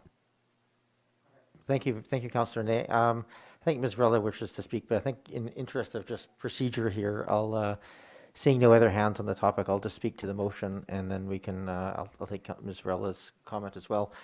I will say I understand this is a little bit difficult because we are, as Councillor Nay points out, we don't have the exact answers for that. I won't support the motion as is made because, again, I can't, not knowing what the decrease in park service levels would be. I would frankly be very supportive of option 2, perhaps with just the addition of the word no incremental operational financial impacts, because that would free up staff to go and bring back capital plans to, say, go out and do a call for technology that could then put us on the roadmap, but would require us to deal with that as a capital level. But I think our not knowing the service level or operational cost impacts, I think those are the two critical ones, and the capital piece would be a potential. But I think in the wording of option 4, I don't think 2, 3, or 4 are necessarily significantly different in how they might get implemented, but I think I share Councillor Nay's concern about the lack of specificity of what that decrease might look like. And so I think I'd rather leave it in option 2's hands with a bit of maybe a clarification that the operational costs stay the same, but capital costs could be increased to get there quicker. Mrs. Varela, did you have anything else to add? Thank you, Your Worship. I believe the idea is that option 2 would keep us on the existing path without a further robust review by staff. If council chose to prioritize option 3 or 4 for further staff review, then we would be discussing that either tonight or at Thursday's corporate planning session, and you could direct staff to go and undertake that. You wouldn't want to go and do that kind of robust analysis without some direction from council. So this is staff's attempt to not go out on the diving board. Thank you. Okay, thank you. The motion is live on the table. With that input from Ms. Varela, is there any additional comments? Otherwise, I'll call the question. Councillor Zelka? Go ahead, Councillor Zelka. Comment? Go ahead, Councillor Zelka. Thank you very much, Chair. For me, the operating word is to plan as opposed to implement. This is not a motion to go out and just do it. That's not reasonable. And what I love about our senior management is that they are very good at coming back with plans so that they can be signed off by council before we actually proceed. While I agree, we don't have all the details, but we also haven't given staff the money to pull or the time to pull together all the details needed to make a robust decision. With respect to moving forward, I appreciate that all of these options, the operating word is to plan. That's while I hear people are uncomfortable with lack of specificity, that's normal for a plan. So thank you. Thank you, Councillor Zelka. Any other comments? Go ahead, Councillor Nay. Just on that point, Councillor Zelka made, then I wondered if the option, we'll see what happens with option 4, but with regards to the word plan, if council direct staff to provide a plan, so that then we can see what the impacts are with the pace of uptake of the technology would be. Okay, thank you. I think, and maybe Ms. Reller, Mr. Heidley, you can guide us on that one. I read that all of them essentially come back with a plan to reduce the small engine pieces, where the difference between them from a governance level is, are we going to prioritize the budget? Are we going to prioritize, ask them to come back with a plan on how to manage that through service level adjustments, or something else? And I think that's the direction we're trying to give as a governance lens. But Ms. Reller, perhaps you could. Thank you, Your Worship. So if council was looking for additional analysis as per option 3 or option 4, senior management probably needs the opportunity to talk about what that looks like, if we can manage that in-house, or if I need to get an external consultant, and if there's budget impacts to it. But I think if we could come back on Thursday, if council wasn't ready to provide direction tonight, it is another option, and we could have a bit of a discussion to come back with you a little more prepared. Thanks, Ms. Reller. We have a motion on the table right now to talk to. So any other discussion on this motion? Item number, option number 4. Could I make one more comment, Your Worship? Yes, it's unusual, but go ahead, Mr. Heidley. Oh, if it's unusual, I don't want to do it. I don't want to. Well, I invited a comment on the notion of a plan as part of these motions. So I think it's in order for if you wish to add. Go ahead. I just wanted to say, in conversation with the 2 largest manufacturers of electric equipment, that's Stihl and Husqvarna, they fully anticipate within the next 5 years that the questions that we ask in regards to performance of equipment will be adequate or equivalent to what we are using now. That's why that came forward as a recommendation. It wouldn't impact service levels. There may be a small capital expenditure to purchase some of this equipment. I'd like to give one further example. The district maintains 2.1 kilometers of hedge throughout Windsor Park is a good example of part of that hedge. That is easily maintained with currently available electric hedge trimmers now.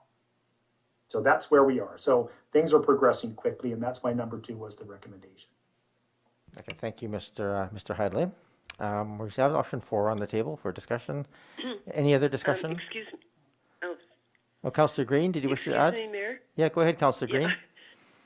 I just wondered, could you or could someone reiterate the current motion that we're voting on, please? Sure. It's under municipal operations, option number 4, which is direct staff to plan a small engine reduction. Do you have that option 4 in front of you? Okay. I just wanted to make sure it was option 4. Thank you. Option 4, which highlights the decreased park service level should it be required, and using that as the basis for the plan. Okay, thank you. I'm not seeing any other hands up or any other voices, so I will call the question. Again, thank you for the clarification on option 4 under municipal operations. So all those in favor?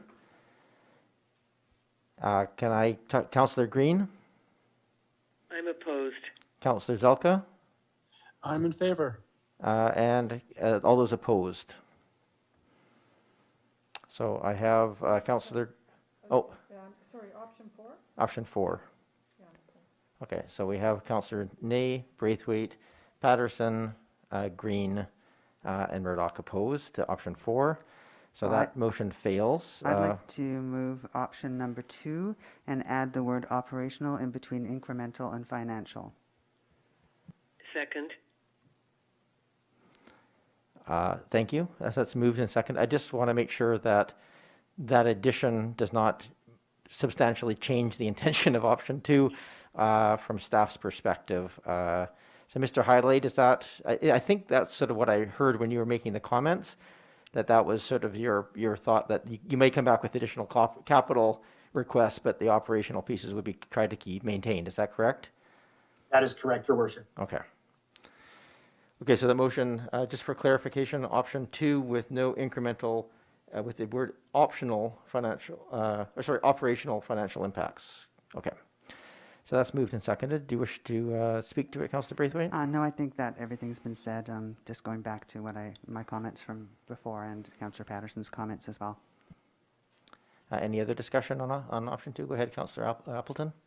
I'll be very brief. Speaking in opposition to the motion, climate action will at some point cause an impact to the operations of the district.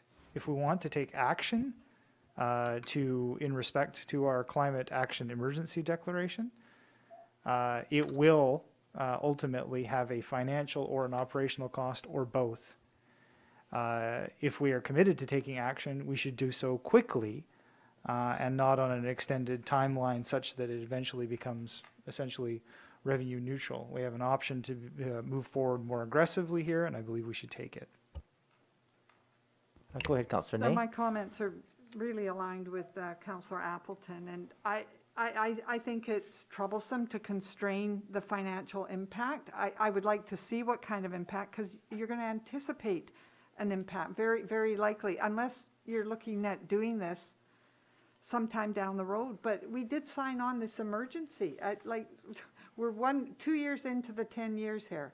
I mean, so we're going to wait 5 years before we do this because we won't put a bit of money into the pot here to do this. And furthermore, I mean, we're getting so tight-fisted around adding any kind of money, and Councillor Appleton said it very well. You're going to anticipate some kind of cost doing the transition.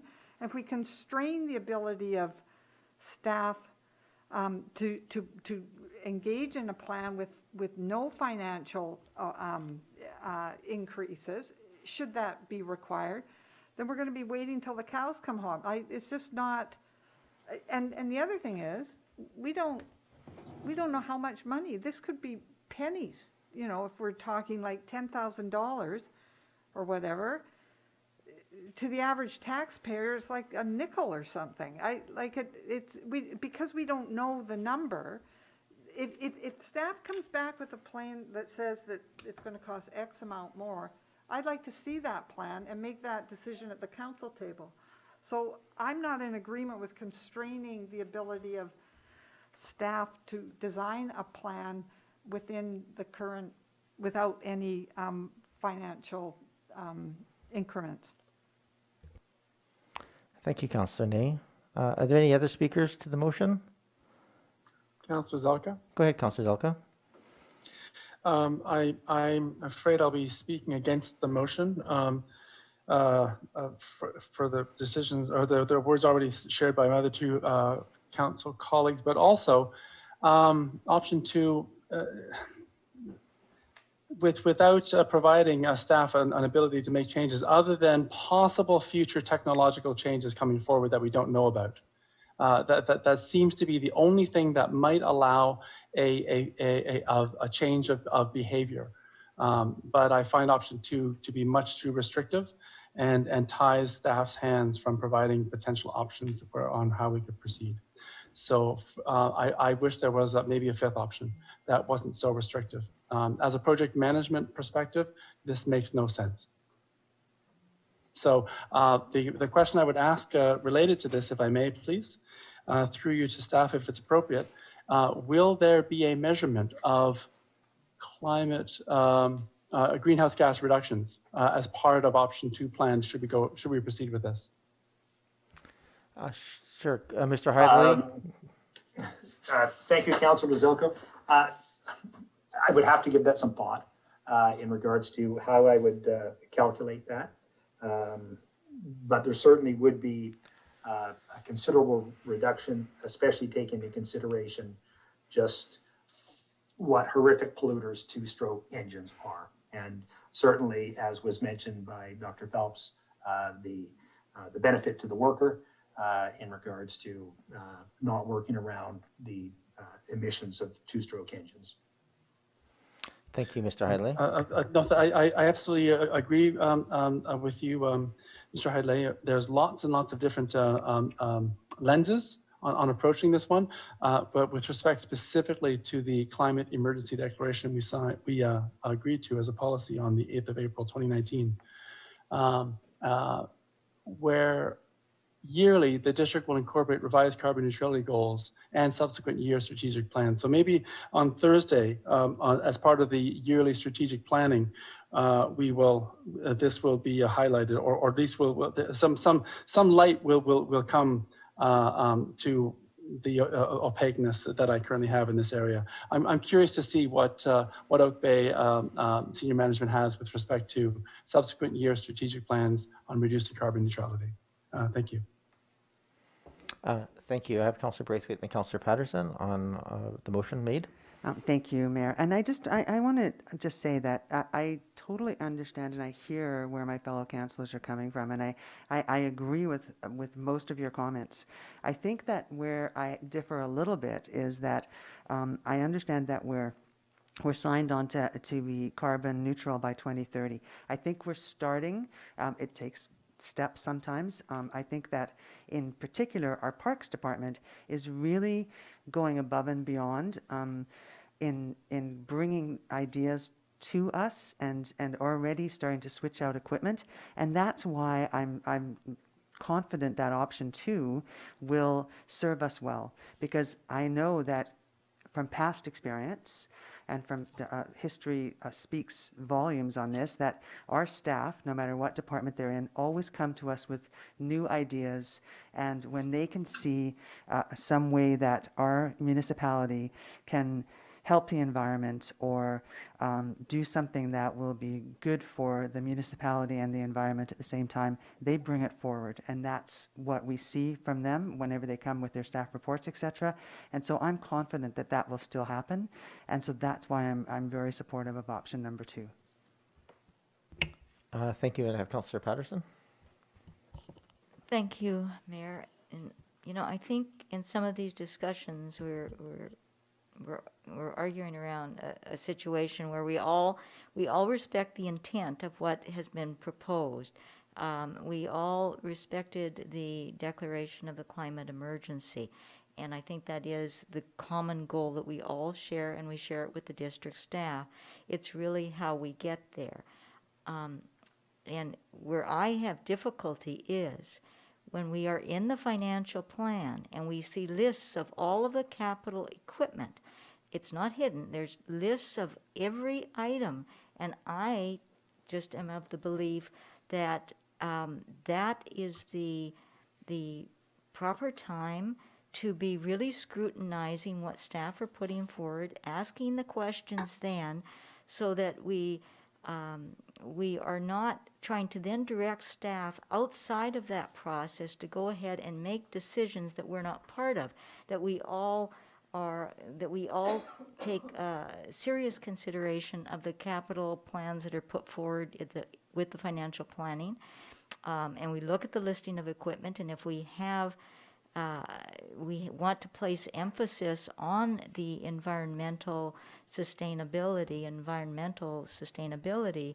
of anything in the listing, that we do it at that time, whether it be parks-related equipment or other departmental equipment or buildings, whatever we're doing, that is the time that we really have the opportunity to go forward in our planning as to how we want to do this. I think it would be very difficult to give directives to staff to say, just move ahead implementing this. Dispose of existing equipment we have. That places a lot of emphasis on staff making the decision without the input of council, and I think it's really a shared decision-making process, and we should stay all aligned with the process that also then ties in what our aspirations are, what the budget will be, so that the community understands where we're headed on all of this, and staff have a clear directive of how it all fits with all of our planning, our corporate plan, our financial plan, and our environmental strategy. So I'm good at supporting this option 2. Thank you, Councillor Patterson. Go ahead, Councillor Ney. Just very quickly, I would support option 2 if the last phrase wasn't there about no incremental financial impacts. And the other, I'll just say... It's just the motion that was made was no incremental operational financial impacts, so it doesn't, it eliminates the constraint on capital. Oh, I see, okay. Okay, that actually changes it for me. Okay, actually, yeah. Okay, sorry, I missed that. Thank you. Thank you. Is there any other comments? Yes, Mayor. Go ahead, Green. Councillor Green. Or Councillor Green, rather, sorry. I just want to say that I will support option 2. And I also want to say that I would agree. Our staff generally has worked really hard to move in this direction around climate change action. I feel it's unfair to leave the impression, perhaps, that we're not being proactive. I think we're doing the best we can under very difficult circumstances. But I think about the police, for instance. They will have 2 electric vehicles on their fleet. I think about the rec center and all of the efforts that have been made there to reduce GHGs. I think about our Blue Box program through the CRD. There are many, many things that Oak Bay is trying to do. But climate change, emergency, that is a worldwide issue. It is a national issue.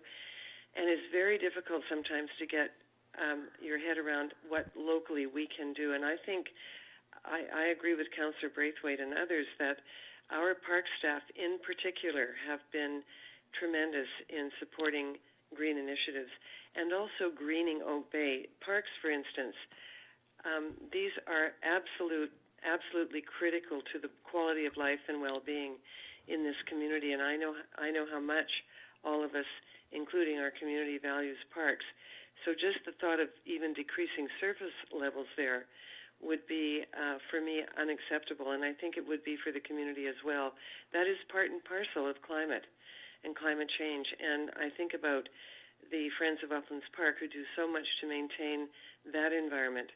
I think about Heritage who does a lot to try and conserve houses so that we're not building houses that or destroying houses all of the time that aren't that aren't going to contribute to any more pollution. We have some issues around that, but I think overall, I think we have created a culture, an environment, and an attitude in Oak Bay that cares about climate and cares about climate change. So I don't think I'm feeling as negative about this option. I think it's a reasonable option, and I think the change in wording at the very end really helps.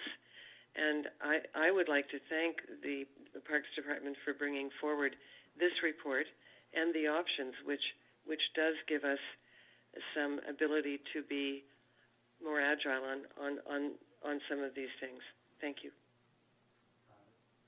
Thank you, Councillor Ney. Any other comments on this? Oh, sorry, Councillor Green. I just did that. Oh, I'm getting a real complex. Still got an hour to go in this meeting. I bet that's not so good. I'm slipping already. Any other comments as we go? Councillor Appleton, go ahead. Speak for a second time. Thank you, Your Worship, for the opportunity to speak a second time.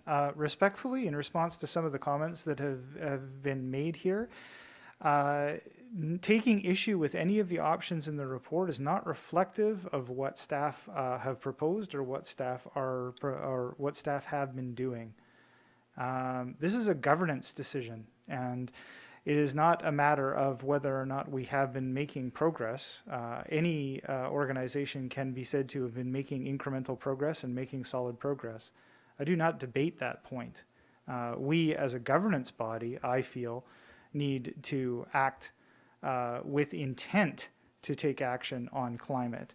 So this is not a matter of whether or not we are acting on this or whether or not we consider it to be important. Those things, I believe, are clear. We are on a timeline, and we are running out of time. And so if we fail to act with intent as a governance body, I feel that we are not living up to our declaration of the climate emergency. Thank you, Councillor Appleton. I'll just for point of clarification on this, and I do support the motion. I think the importance of allowing staff to be innovative and going out, in the short to medium term, to set a new standard for electrification of our small engine replacement makes me comfortable. I also note that this does include a review of district landscaping and maintenance standards to allow for some of the operational changes as well. So we're endorsing that portion of it as well. And I appreciate you can interpret the sense of urgency how you see fit. At the end of the day, I have to I think we all have to rely a certain degree on the expertise of the staff who are working with this and looking at this on a day-to-day basis of how feasible the technology fits into our operational standards and how much we can change or not change to adapt. And I'm very heartened by Mr. Heideley's words about how clearly he's passionately about this subject. And I certainly see that whole organization is working very hard to get us there quickly, starting immediately on some of the tools and working down that path. So I'm quite comfortable with option 2 with the modification to clarify that we're not cutting back anything on the capital side of the equation. With that, I'm happy to call the question. All those in favor of the modified option 2? And those opposed? Councillor Green? Yes, I'm in favor. Councillor Zelka? I'm opposed. Thank you. So that passes with Councillor Zelka and Councillor Appleton opposed. The second part of this equation is the residential and commercial operators.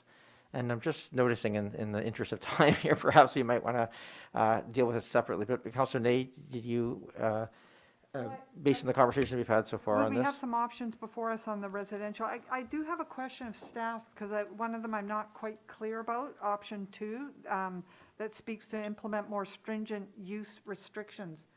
I don't quite understand how that would look, actually. Sure, thank you. Mr. Heideley, can you perhaps address that? Yeah, thank you, Your Worship, and thanks for the question, Councillor Ney. What I was referring to there was depending, the example that I was thinking about was from spring to fall, where you have very light leaf loads. That's where you could look at restrictions in regards to gas-powered leaf blowers to do general yard cleanup, hence reducing emissions and noise and et cetera. So that was one of the timeframes that could be taken into consideration for leaf blower use. So we're going to talk about the residential one right now, Mr. Mayor. That's correct, yes. So the way I see this is I could, option 2 provides these restrictions, which kind of makes sense to me if we were talking about a phased-in program. So part of the phasing in could be that these restrictions were in place with a view to, by a certain date, the gas-powered garden equipment would be banned. But I think it should all be packaged together. And I don't agree with option 3, where we just outright ban. I think that's too abrupt and doesn't give the community or the commercial operators time to make the adjustment. So I'd like to see. I guess my suggestion, if I may, Mr. Mayor, I mean, I'll be interested to hear from the others, but I'd like to suggest option 2, but the wording include a phased-in program that would begin with stringent use restrictions, a phased-in program to ban gas-powered leaf blowers, beginning with stringent use restrictions, yada, yada, for the rest of it. So that would be the motion? Sure, and I'm just going to, I'll probably get you to repeat that portion of the motion just so that we're all very clear about what you're suggesting on that one, because you should make the motion and then we can see if there's a seconder and talk to that motion. Okay. So it was essentially to move towards To implement a phased-in program that would begin with stringent use restrictions. et cetera. Yeah, I mean, it gets a little redundant there, but Okay, yeah. well, we'll take that, and this would come back with a report from staff if that was to move forward with the implications, et cetera, for that. So I think that adding that adds the clarity to your expectations. Is there a seconder for that motion? Seconded by Councillor Appleton. And you want to add anything else, Councillor Ney? Yeah, no, I'll just speak to, staff has stated that the current status of the technology would be suitable for residential properties in our community. And I think with leadership coming from the council, a lot of people will look to make that transition who are immediately.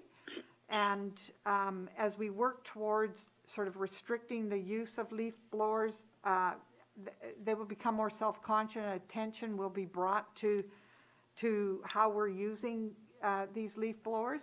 So, and I think the education program is critical to support residents and commercial company. I think the commercial companies will follow once the commercial guys see that residents are demanding, they're wanting cleaner technology on their property, they'll be more incentivized to start to make the transition. So I think this community, my read on the community is they're ready for us to, for the council to take a leadership stand and begin to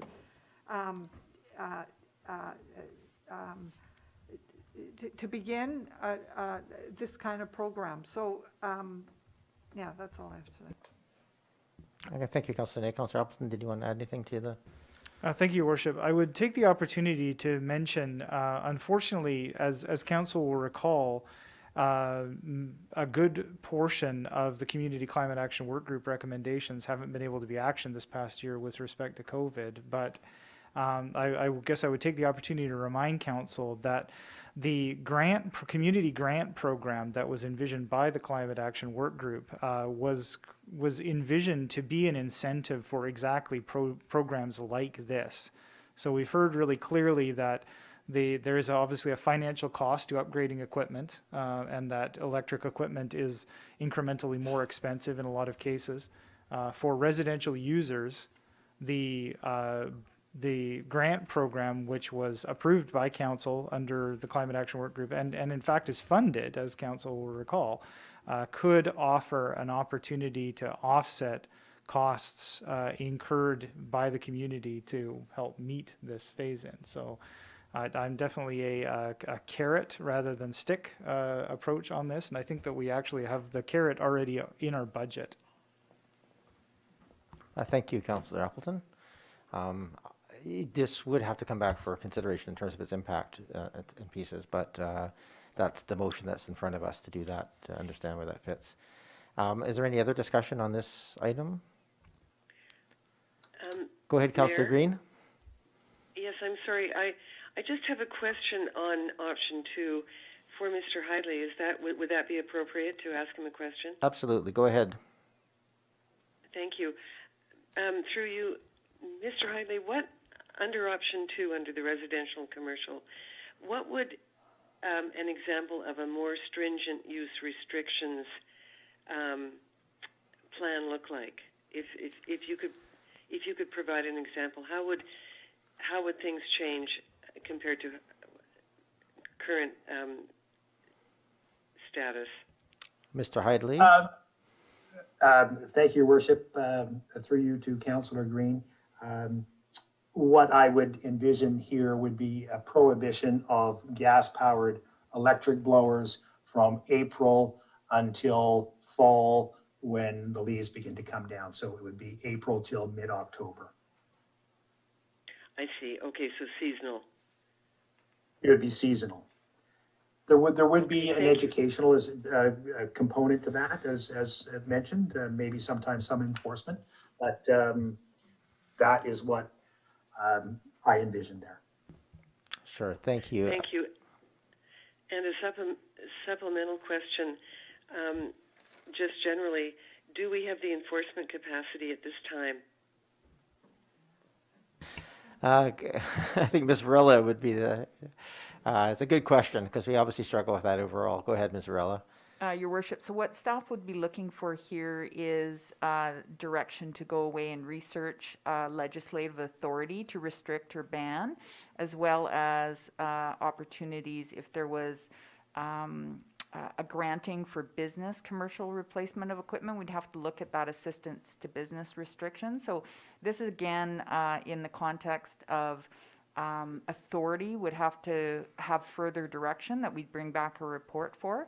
And again, we'd have to do the same in consultation with by law enforcement and council's direction on service level and available staff time. So again, we're looking for that more refined direction from council because these reports represent a lot of staff time and efforts. We want to make sure we're focused in writing you the report on the information you need. So can I just, for Thank our, you. thank you, Councillor Green, and thank you, Ms. Barella. Can I just, for our clarification, just so I understand what it is that we're asking for here, are we asking for that research to go and be done and come back, or are we asking for this, for you to come back with the estimate of cost and time required to undertake that work? Because I'm not sure that we have a full understanding of even just going and asking for that research to be done and coming back. Respectfully, Your Worship, I think it might be worth the discussion for staff to take this away and come back with a more refined request for direction if we have a sense of council's general preference. I think the policy debate on your first item provided great insight for our next steps, and we'd be looking for that kind of direction here as well. Okay, thank you very much. Is there any other discussion on this? Councillor Zelka? Go ahead, Councillor Zelka. Thank you. I'll be very brief. I won't be able to support option 2 with respect to residential and commercial operators. I'd like to see Oak Bay municipal operations that we get our plans and our implementation of our plans and our learnings done first, so that on municipal dime that the learnings are basically provided, and then we can at that point, I believe, would be the appropriate time to then ask our residential and commercial operators to learn from what and from the painful process that municipal operations have to go through. That's why if this fails, I'll be removing option 1. Thank you. Thank you, Councillor Zelka. I saw Councillor Braithwaite, you had your hand. Yeah, I would agree with Councillor Zelka. I think that it would, for all of the same reasons, I would actually support option 1. Okay, thank you. Is there any other discussion on the motion? So a motion is option 2 with the insertion ahead of it of, sorry, if you could just repeat what you said there, Councillor Ney. Begin a phased-in electric garden equipment ban that begins with stringent use restrictions, etc. Gas ban. Gas, Yes. thank you. Thank you. You don't want to ban electric equipment. That would be counterproductive to our intent. We're all getting a little tired here. Okay, so thank you for that clarification. So that's the motion that's in front of council at the time, at this moment. I don't have any particular comments on this. I think it has its merits. I certainly would, if this passes, expect some indication to come back with what the costs and implications are. I hear fully the, if this passes, that I agree fully with Councillor Braithwaite and Zelka that we'd be very dangerous to force our residents to do something that we're not undertaking ourselves. I think the pushback on that would be very strong. So I would anticipate perhaps we tie this in some way to the timelines that we end up setting for ourselves based on the report in the first part of this. So, okay, Councillor Ney, you wanted to add something else? Okay, and just in, I just add that I think we've just voted that staff is moving forward with transitioning to electrification of the garden equipment. So I think we've already done that piece, and in fact, from what I heard, Mr. Hydley was saying they've already made purchases on numerous accounts. So the corporation is now taking the lead. I mean, if we want to demonstrate or speak to it or publicize it, they are doing it. They haven't got to the place where, it's a process right now. So I feel confident that we can turn to our corporation and say they are making the change, and this motion speaks to a phasing in, and we don't have that number in front of us. That's not specified in the motion, but we're moving, the motion speaks to beginning the phase in with restricting the use of the leaf blowers, as they've done in many, many jurisdictions, to ensure the well-being and the enhance and promote the quality of life and sense of place in a community. And that's why they're doing it, because the sound and the smell of these gas-powered are infringing on people's ability to enjoy their homes. So I just wanted to point that out. No, thank you very much, Councillor Ney, as the mover, for that clarification. Seeing any other discussion? Not seeing any. I am ready to call the question. All those in favor of the motion? And Councillor Green? I'm opposed. Councillor Zelka? Opposed. All those opposed in the room? So I have Councillor Braithwaite, Patterson, Zelka, and Green opposed. So that motion for option number 2 fails with the modification. I'd like to move option number 1 under residential and commercial operators. And I'll second that, please. Moved and seconded. I don't know that it needs much motivation. I think the motion is fairly clear. Do you want to add anything, Councillor Braithwaite? No. Okay. Any discussions on this motion? Go ahead, Councillor Appleton. Obviously, in opposition to the motion on the table, in a situation where we're in a dire climate emergency, a recommendation that reads "take no further action at this time" is not acceptable with regards to this, in my mind. Thank you, Councillor Appleton. Go ahead, Councillor Ney.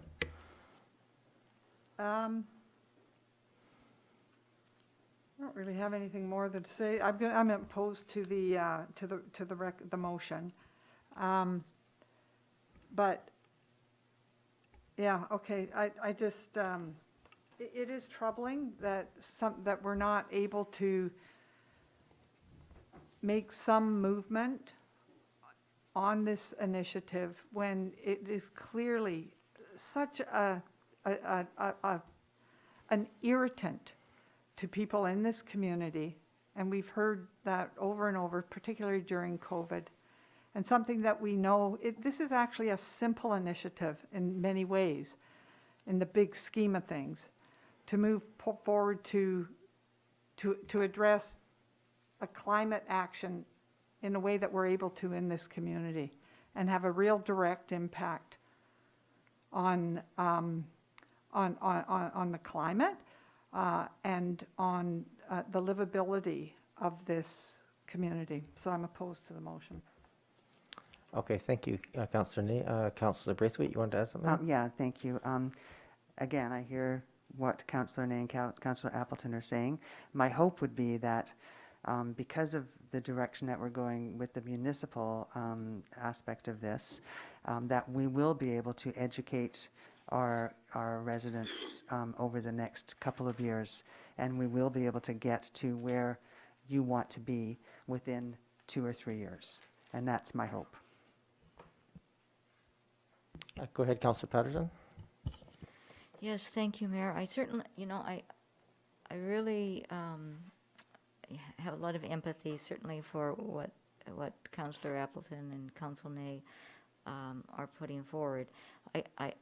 I too would like to move forward with that which we can directly control, the municipal portion of this, and I believe that we will all support that.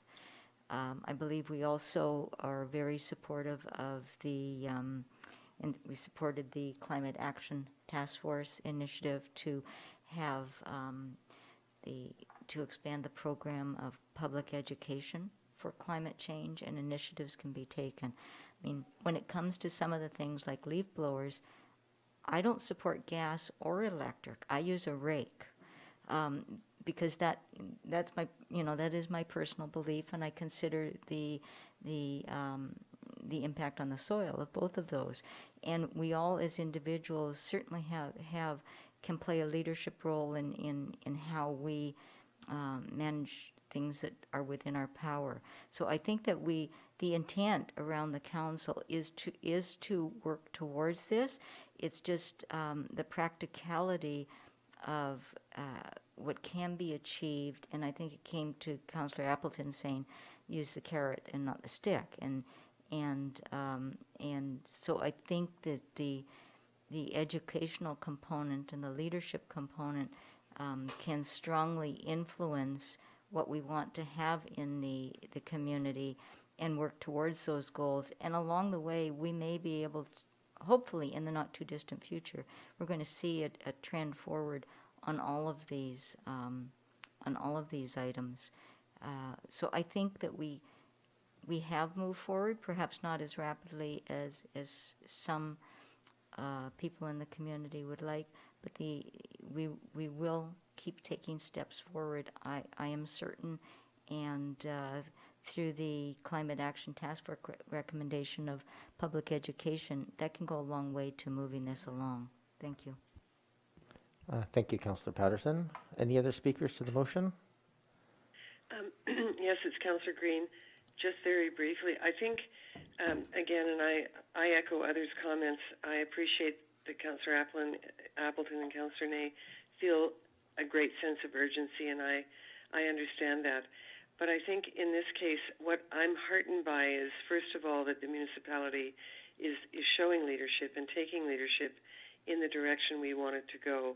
And secondly, for this option, what I'm heartened by is no action, take no additional action at this time. At this time is critical because this is open-ended. This isn't saying that we're not going to take additional action in this area. It just says at this time, to give us time as a municipality, again, to demonstrate both leadership and educate about the equipment and all the various aspects. So I'm not depressed by option one. I think it gives us a chance to do the work on the ground that we have to do as a municipality, and then continue that leadership role in educating the public. But those are my feelings, and I will support option one. Thank you. Okay, thank you, Councillor Green. Any other discussion before we call the question? I will call the question. I don't have any additional comments. I do one comment on this. I think the motion as it stands is somewhat unsatisfactory because we complete a whole number of issues on this one issue of leaf blowers. There's noise, there's environment, there's soil issues, there's frankly, also taking into account people's capabilities of handling rakes or other equipment on some of the larger lots, or for physical disability reasons. So there's a whole conflation here of issues that we try and struggle with, and I think there may be actually a path forward that we can address maybe at least a subset of those concerns without. If this passes, and I'll perhaps talk with Councillor Ney, we can talk after this to see if there's some other path that we might take to address some of these going forward. Because I think we've all heard from the public and around this table the concerns of this, and letting it sit indefinitely as this seems to fit is not comfortable without having any other excellent options on the table. I think it's supportable. So with that, I'll call the question. All those in favor, this is option number one. Councillor Green? Yes. Councillor Zelka? In favor, thank you. And those opposed? I have Councillor Ney and Councillor Appleton opposed. So that motion passes. And with that, I will move on to the next item on the agenda, which is the item 8.4. Just going to make sure I'm on the right one here. The Reciprocal Fire Services Mutual and Automatic Aid Agreement. And I believe we have the fire chief on the line, so welcome. Chief, are you there? Do we have to unmute Ms. Williams? Chief Hughes, can you hear us? He is unmuted. He may have left his station temporarily. Or he may have... Chief Hughes, perhaps he's got an emergency that's come up. Chief Hughes, if you may have your phone muted and not the line, is that possible?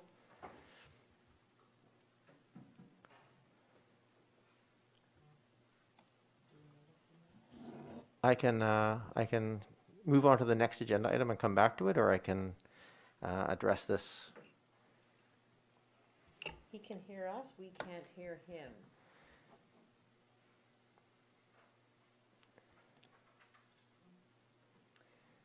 Chief Hughes, you're not muted. You could call in on the conference line. Yeah, the conference line is open. He is calling in. Okay. So we'll just, we'll let him call into the conference line, and we'll deal with that. I would just remind the public that this is, again, one of the items on the agenda that is open for public input.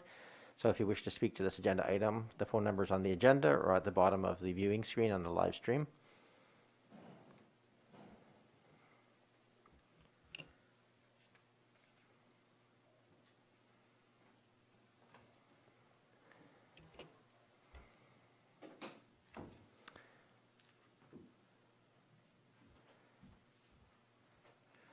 Worst case scenario, we can always just call him and have the phone on speakerphone as well, if that's.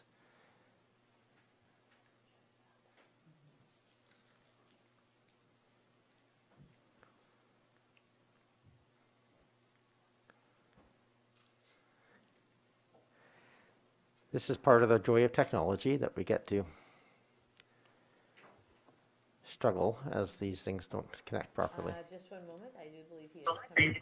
Oh, there you are. Chief Hughes, if you could turn off your device where you're streaming the meeting, we're getting feedback.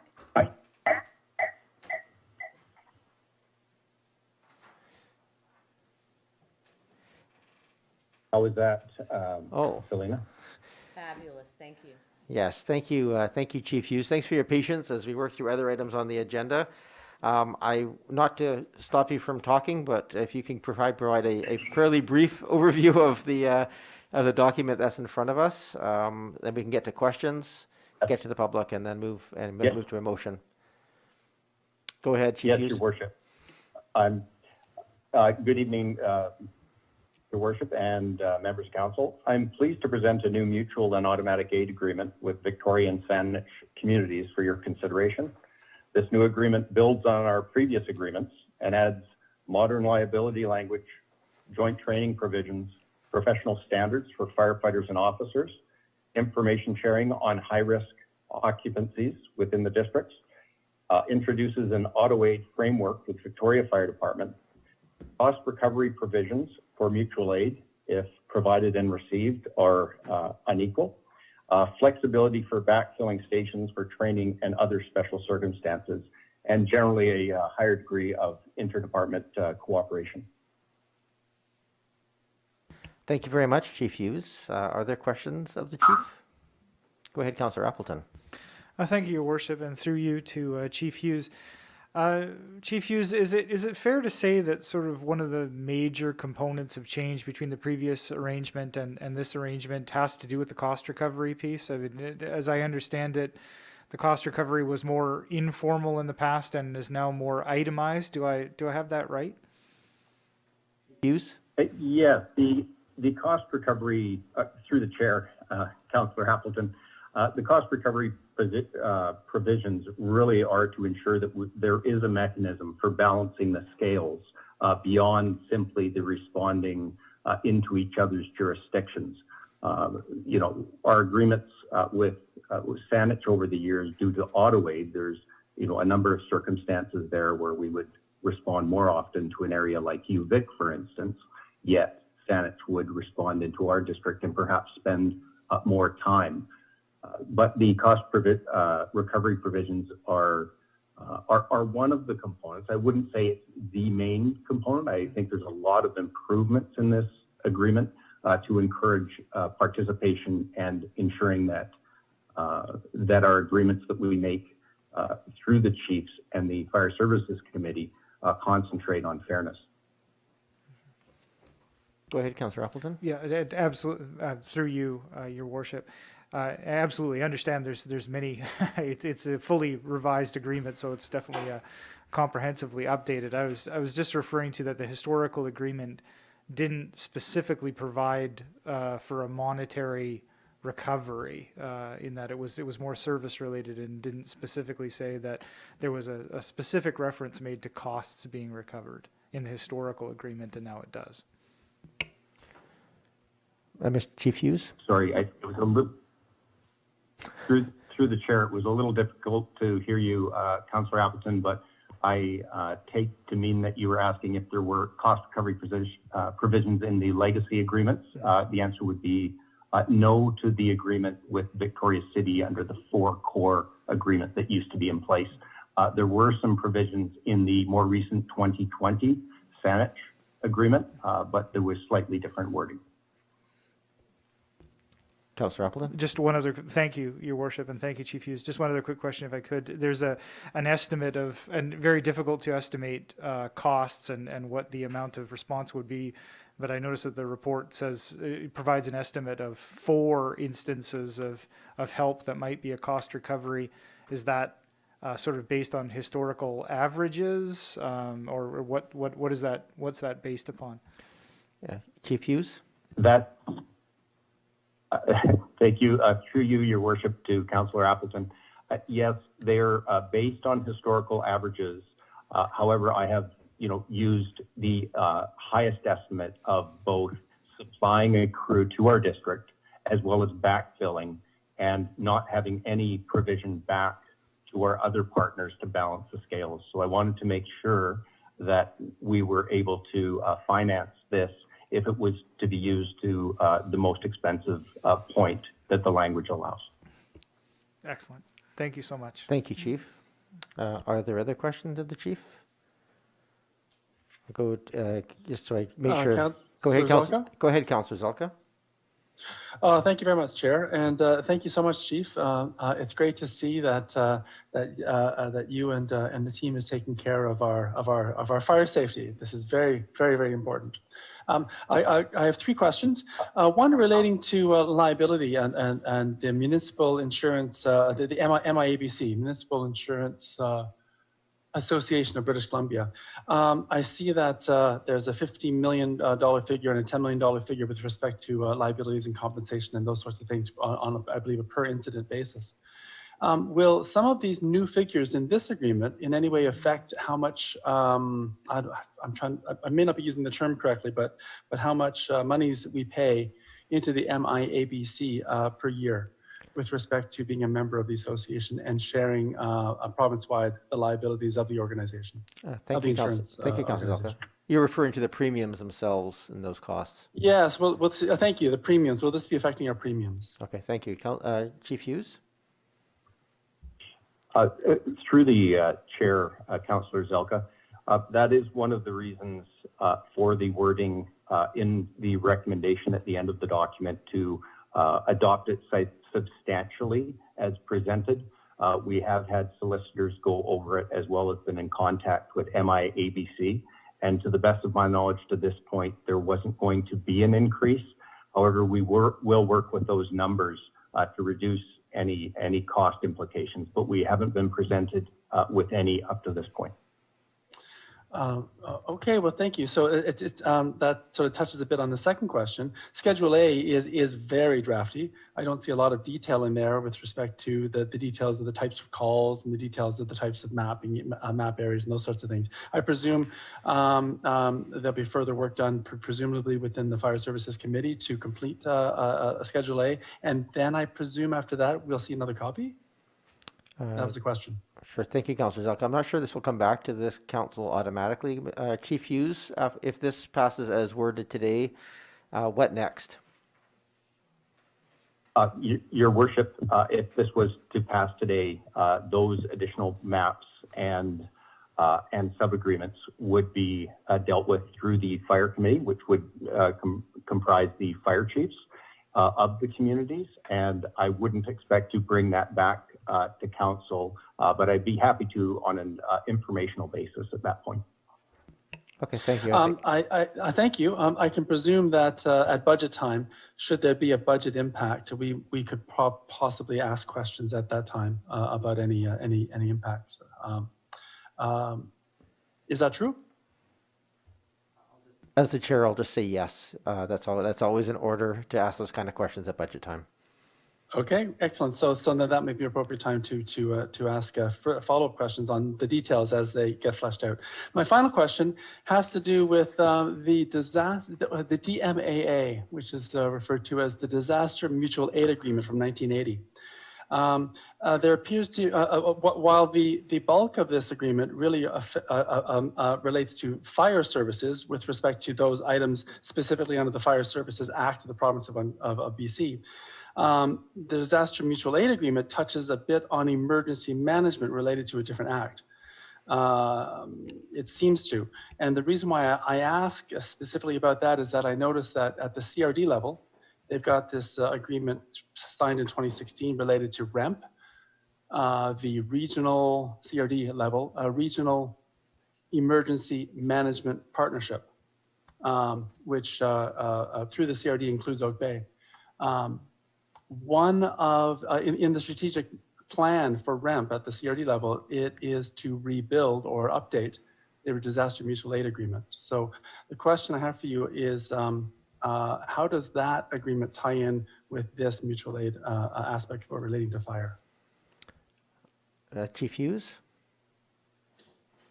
Through the chair, just for my clarification to Councillor Zelka, are we discussing the 2000 disaster mutual aid agreement?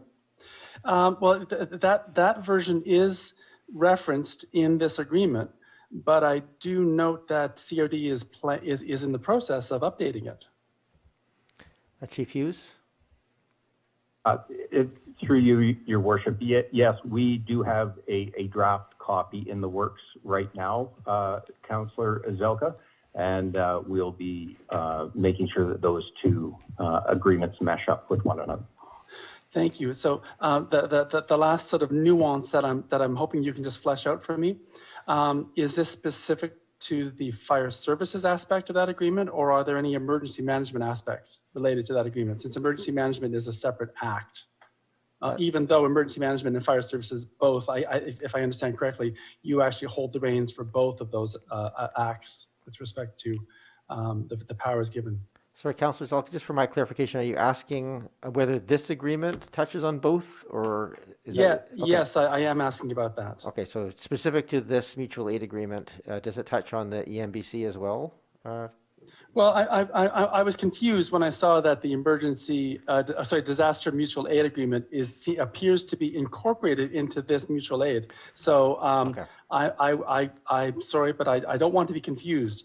Is this 99% fire services, 100% fire services, or does it include any emergency management aspects? Okay, thank you for that clarification, Councillor Zelka. Chief Hughes? Yeah, through the chair, the disaster mutual aid agreement would be separate. This would be 99% fire service or Fire Services Act, where the disaster mutual aid agreement is where that could be exercised where we had a task number, for instance, and we could use fire services through that as well. I'm so glad to hear that, because if there's any way that we can offload some of this liability to the province, I'm with you. Thank you very much. You've satisfied my question. Thank you, Councillor Zelka. Is there any other questions? I'm not seeing any, so there's a motion suggested here, but Council is welcome to make a motion as they see fit. I'll move the staff recommendation. Moved and seconded. Thank you. Is there any other discussion? I guess I should have called for public input before I had the motion on the table, but that's my bad procedurally. But we can still certainly take comments before we debate the motion. Is there any public that have called in on this item? Ms. Williams? No callers, Your Worship. Okay, thank you very much. If you are waiting for the next item, grant opportunities through Community Emergency Preparedness Fund, please call in now then, and we'll come back to this item, which is the motion on the Reciprocal Fire Services Agreement. Is there any other discussion on the motion? I'm not seeing any, so I am ready to call the question. All those in favor? Councillor Green? Yes. Councillor Zelka? In favor, thank you. Okay, thank you. That passes. And we have item 8.5, grant opportunities to the Community Emergency Preparedness Fund. I think fairly straightforward, but Chief Hughes, I'm assuming you're speaking to this as well? Your Worship, that's correct. We frequently apply for these grants. I think the memo is and the recommendations are quite clear. Just for a little extra information, we'd be looking at the emergency support services stream at gearing up for some group lodging replacement of materials as well as some storage. And within the emergency operations centers, we'd be looking at improvement to our EOC materials, supplies, replacement and modernization. Great, thank you very much for that clarification. Are there any questions of the chief? Not seeing any. Are there any calls, Ms. Williams, on this particular item? No, Your Worship, no calls. Okay, thank you for that. I'm come back to this table then. Is somebody willing to make a motion? Move the staff recommendations, Your Worship. Thank you. Is there a seconder? Second. Seconded, thank you. Any further discussion on this motion? I'm not seeing any. I will call the question. All those in favor? Any opposed? Councillor Green? Councillor Green, what's your vote? Oh, I'm sorry. Yes. And Councillor Zelka? In favor, thank you. Thank you. Moving on to item 8.6, the 2018 Mayor's Task Force on Public Engagement Report and Recommendation. Ms. Varela, I believe you're just going to do a quick introduction of this. Thank you, Your Worship. This is really closing the loop on the 2018 report. I think there were 56 recommendations that came out of the report at that time. Staff has operationalized the majority of those reports. Currently, we're looking to include $16,600 for software and implementation of the development tracker that Council has discussed to date. That does exclude staff time in the upcoming 2021 budget. So if Council doesn't provide alternate direction, you'll see that in the first draft financial plan. The table, I think, is self-explanatory. It does provide the staff response, the status of the item, and if there are 2021 budget implications. Okay, thank you very much, Ms. Varela. Are there questions? And again, if members of the public wish to speak to this item, this is a chance to do so. You can call into the number that's on the agenda or on the bottom of your screen at this time, and we will put you in a queue and get to your questions or comments in just a few moments. Is there any questions from Council on this report? Councillor Appleton? Yes, Mayor. Okay, I have Appleton and Green. Sorry. Oh, thank you.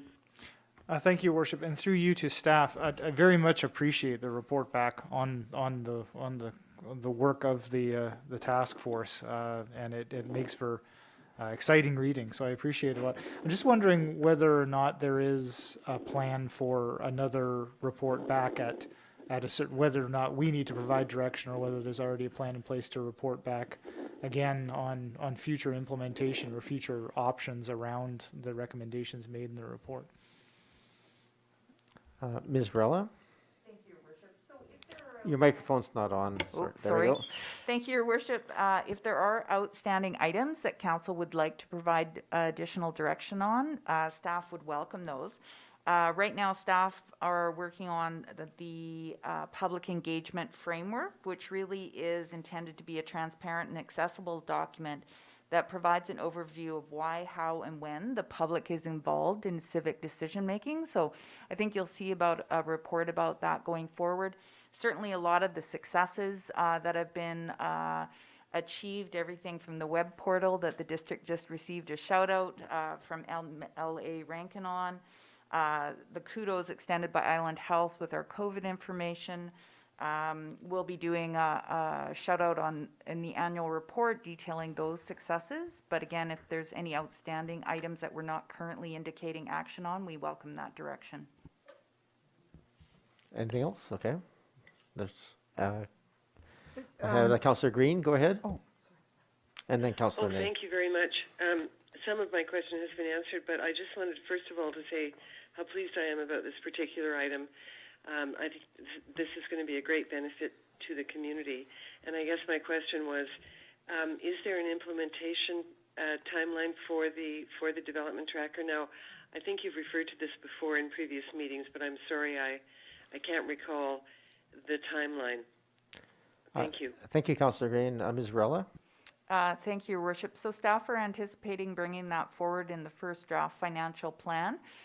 Implementation, I believe, is slotted into Q4. There will be lead up work to that, but staff are prioritizing a payroll system at the IT level, so that will impact timelines. So I believe we are anticipating Q4. Thank you, Ms. Rella. Does that answer your question, Councillor Green? Yes, thank you. So just for the information of the public, that would be the fourth quarter of this year? Yes, Your Worship. Okay, thank you so much. Thank you, Councillor Green. Councillor Ney? Well, I don't have any further questions about the recommendation there, but I do just want to comment on this compilation in Appendix A to staff, and I concur with Councillor Appleton. It's amazing how staff has really taken that on and has embraced sort of what engagement means to this community. I did just notice on the crosswalk by the fairways, there was a sign up by the crosswalk and the little push out from the sidewalk to protect people. I don't know if others have saw it. It's a lovely little sign that explains what the function of that piece was, to move the sidewalk out with the piling things there, and then it asked for feedback, what people thought about it, whether it was useful or how it worked. And you're just seeing those kinds of things pop up all over the place, where you're just making these extra efforts to stay connected with the public. So really appreciate the work on this item. Thank you. Thank you, Councillor Ney. Any other questions of staff? Councillor Zelka? Go ahead, Councillor Zelka. Thank you very much, Chair. I'll be very brief, echoing absolutely all the comments of my council colleagues. Thank you so much for staff for bringing levels of sophistication that allow service to be brought to the point where it's needed, without necessarily increasing long-term costs. Of course, we have to spend a little bit of money to get these systems in place, but once they're in place, then the electronic aspect sort of takes over. And this development tracker will certainly go a long ways and can be used for a number of different purposes. So thank you so much for bringing this forward. Can I presume that this is a bit like where we basically are authorizing this now to proceed, so that if staff wanted to spend the money sooner instead of later, they once we approve this, they could go ahead? Or do we have to wait for some other budget, master budget, to be approved before this can be actually spent? That was a question for staff. Sure, through you to staff. I think I can answer that. It has to go to a budgeting process for approval, but Ms. Rella, do you have an answer? I'll defer to Director Payne, who's on the line, Your Worship. Okay, thank you. So I will invite our Director of Financial Services, Mr. Payne, to answer that question. And the question, if you didn't hear it clearly, was just to, does this approval essentially go ahead to start implementation, or do we have to approve this as part of the more formal budgeting process? Mr. Payne? Yes, thank you, Your Worship. But this direction would authorize staff to begin, and it would just necessitate the financial plan to reflect that direction. So, so it would provide the option of staff beginning, if able, now. However, it's more of a question about staff capacity at the moment and priorities as opposed to a budget at this point. Okay, thank you very much, Mr. Payne. Councillor Zelka? I'm so happy to hear that, and I'm ready to move the motion as soon as you've heard from the public. Okay, thank you. There's been no motion made yet, so that's a dangerous thing to say, Councillor Zelka. At this point, I'm going to go to the public. Is there anybody from the public who's called in to speak to this item? No, Your Worship. Okay, thank you, Ms. Williams. Come back to this table. I just have one quick question on this, and item number 4 on that list was the consideration of posting minutes, draft minutes, within 72 hours of the meeting. Is that something that's still being sort of chipped away at as a possibility? And if so, what would that look like? Thank you, Your Worship. Certainly, as a best practice, we are looking at turning minutes around in their draft form in 48 hours. Right now, we have a technical component to allowing us to publish those that we're working through. So we're hoping we'll have an answer for you on that within the next few weeks. Okay, but it is actually being actively worked on. Yes, it is. Fantastic. Thank you very much, Ms. Williams. Any other questions? I'd be very pleased to move the motion if you would let me. Sure, absolutely. Councillor Zelka, feel free to make the Council, motion. I'd like to move staff recommendations as detailed in the report. Sounds good. And seconded by For the Councillor Appleton. memorandum to be received and for that staff allocate the monies to proceed in the 2021 budget. Great. As that's moved and seconded, you are not required to motivate, but you are welcome to do so if you wish, Councillor Zelka. I think I've motivated enough. Thank you. Okay, thank you. Anybody else wish to speak to the motion? Not hearing any. Yes. Oh, go ahead, Councillor Green. Sorry, it's very difficult on the phone. It is. Sorry for interrupting. I just wanted to say that this piece, the whole public engagement piece, has been, as you know, near and dear to my heart. And I have to say, I'm really wanting to commend staff on the number of initiatives they have completed, that they've implemented. It's been amazing. And in this past year, it has been particularly critical because we don't have a lot of contact right now with our community, and we don't have the ability of having the public attend meetings and so on. So I just want to commend them on the efforts they've made, and I agree with my other colleagues that they may seem in the giant scheme of things small things, but together they make a huge impact. So thank you. Thank you, Councillor Green. And I would just extend my appreciation to staff, not just for the implementation of these recommendations, but the lens through which things are looked at to try and improve how we communicate and how we receive information every day in the municipality. And this is a portion of that, but it's nice to see it in a report form like this, that you actually get a chance to sit back and appreciate it. So with that, I will call the question. All those in favor? Councillor Green? Yes. Councillor Zelka? In favor, thank you. Any opposed? None opposed. That passes. Thank you very much. We're moving on to item number 9.1. This section of bylaws and permits is not subject to public input. We are actually, first item on the agenda is bylaw 3531.105. And is Ms. Jensen here to introduce this? So this is the item that was in front of us as a public hearing last week or 2 weeks ago. Thank you, Your Worship. As Council may recall, this is a district-owned residential property at 1538 Monterey Avenue, where the Victoria Immigrant and Refugee Center Society is proposing to use the Monterey home for a mix of refugees, which could include couples, individuals, single parents, up to a maximum of 8 people in the home, as well as providing for an on-site caretaker. So as per the content with the lease agreement, the district initiated the rezoning process by bringing forward a report at the November 16th Committee of the Whole meeting. Since that time, the bylaws have received first and second readings, and a public hearing was held on January 14th. So the bylaw in question would not change the zoning of the property, which is currently zoned RS5 for one family residential use. What it would do is introduce a site-specific use into the RS5 zone for this property only that would allow for that congregate housing use, permitting up to 8 persons and 2 domestic staff. So at this time, Council could consider the bylaw for third reading and adoption. Thank you. Okay, thank you. And I would just welcome debate on this prior to any motion. Then we'll, if Council wills it, we can take a motion for third reading or other motion is deemed appropriate. So is there any discussion on this item? I'm not seeing any. Go ahead, Councillor Braithwaite.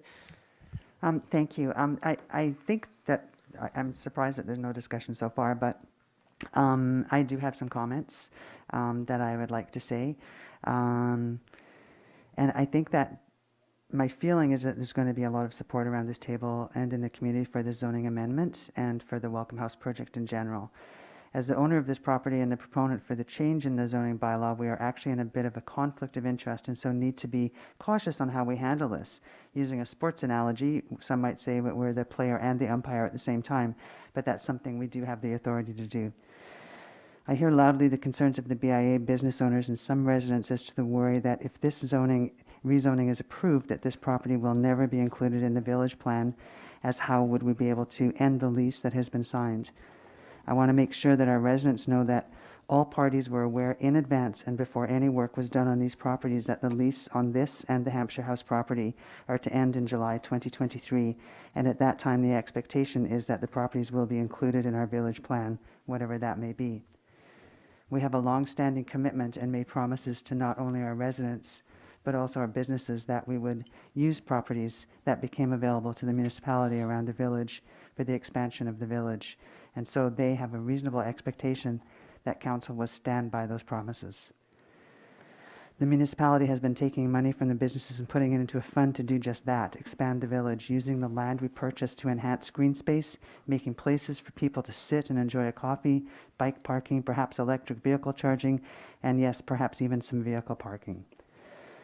This is what the Monterey property and the Hampshire Road property will eventually be used for.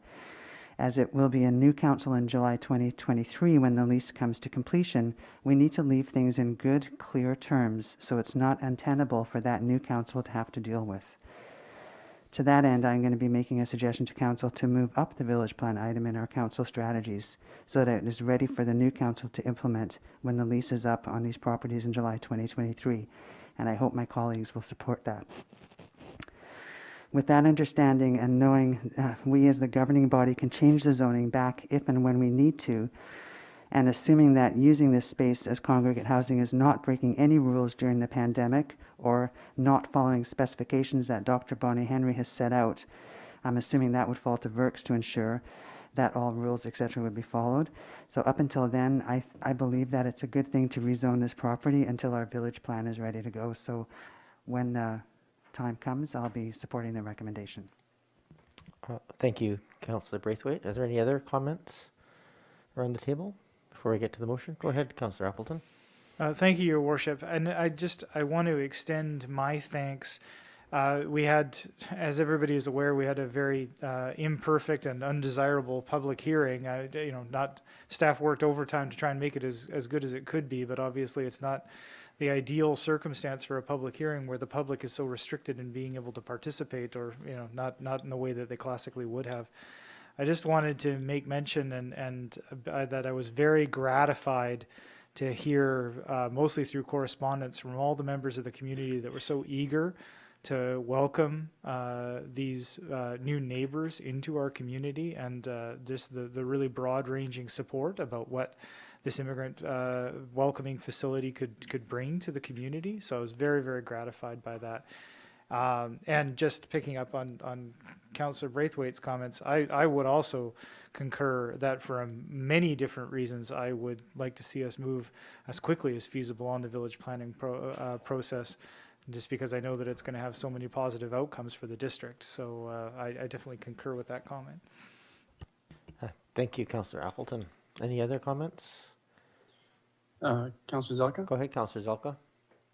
Thank you, Chair. I wanted to just acknowledge the incredible number of volunteers who got us to the place where we're now considering this for a medium to a medium-term refugee congregate housing situation. The number of fundraisers throughout Oak Bay to raise funds not only for Syrian refugees but for refugees in general, and the number of families that opened their doors, and the churches, and now in this case Oak Bay opening up the spaces that were available to make the world frankly a better place. I also want to acknowledge the previous council and the previous mayor for the initiatives that they brought forward to initiate this project, and that I want to congratulate this council, assuming we pass this, for seeing it through. And I'll leave it at that. Thank you very much. Thank you, Councillor Zelka. I don't see any other hands wishing to speak to it. It's Councillor Green. Go ahead, Councillor Green. Yes, thank you very much. And I also will be supporting the motion. I appreciate the comments by Councillor Braithwaite as well, and by Councillor Appleton and Councillor Zelka. I think it's important that these properties have the highest and best use at the moment, given that we have no specific village plan yet fleshed out. But I also agree that it's important that we plan ahead with our partners, which include organizations and, of course, the BIA. So I think it's important to be clear about long-term plans, and I think this at the moment is a good way to utilize the properties, both of them. But I do think we have to be clear and very forthright about the fact that we are looking at a village plan that will include those two properties at some point in time, and that the lease arrangement currently is good until 2023, and at that time, then I think it's important. Hopefully, the village plan. I agree that if we can expedite it, that would be very desirable at this time, and include these properties in that planning function. So thank you. Thank you, Councillor Green. I don't see any other comments. I'm aware of the time. We just want to, but I'm happy if there's no further comments to take the motion. Should be a third reading. Councillor Appleton. Thank you, Your Worship. I will move that zoning amendment bylaw 2020 number 3531-.105 be given third reading. Is there a seconder for third reading? We've been seconded. Thank you. We've already had our discussion on this, so I don't see any other comments. I will call the question. All those in favor? Councillor Green? Yes. Councillor Zelka? In favor, yes. All right, that passes, and I need a motion to adopt. I'll move adoption. Second. Moved and seconded. Second. Thank you. I'll call the question. All those in favor? Councillor Green? Yes. Councillor Zelka? Yes, thank you. I saw hands up all around for in favor, but any opposed? None opposed. That passes. So that amendment is complete.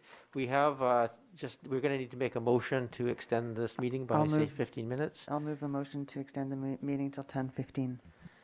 Moved and seconded. Thank you. I need a unanimous for this to be supported, so I'll call the question. All those in favor? Councillor Green? Yes. Councillor Zelka? Yes, is it 10:15? Is that what I heard? 10:15, correct. So we're moving on to item 10.1, which is the Heritage Commission Establishing Bylaw. This is open to the public input. And so this is if anybody wishes to call in on this item, you're welcome to do so. The number again is on the agenda and on the streaming screen.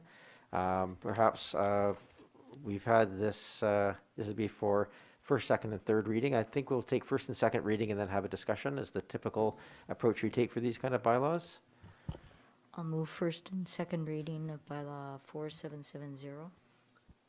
Second. Moved and seconded. Thank you. So that motion is now live on the table and we can have a discussion.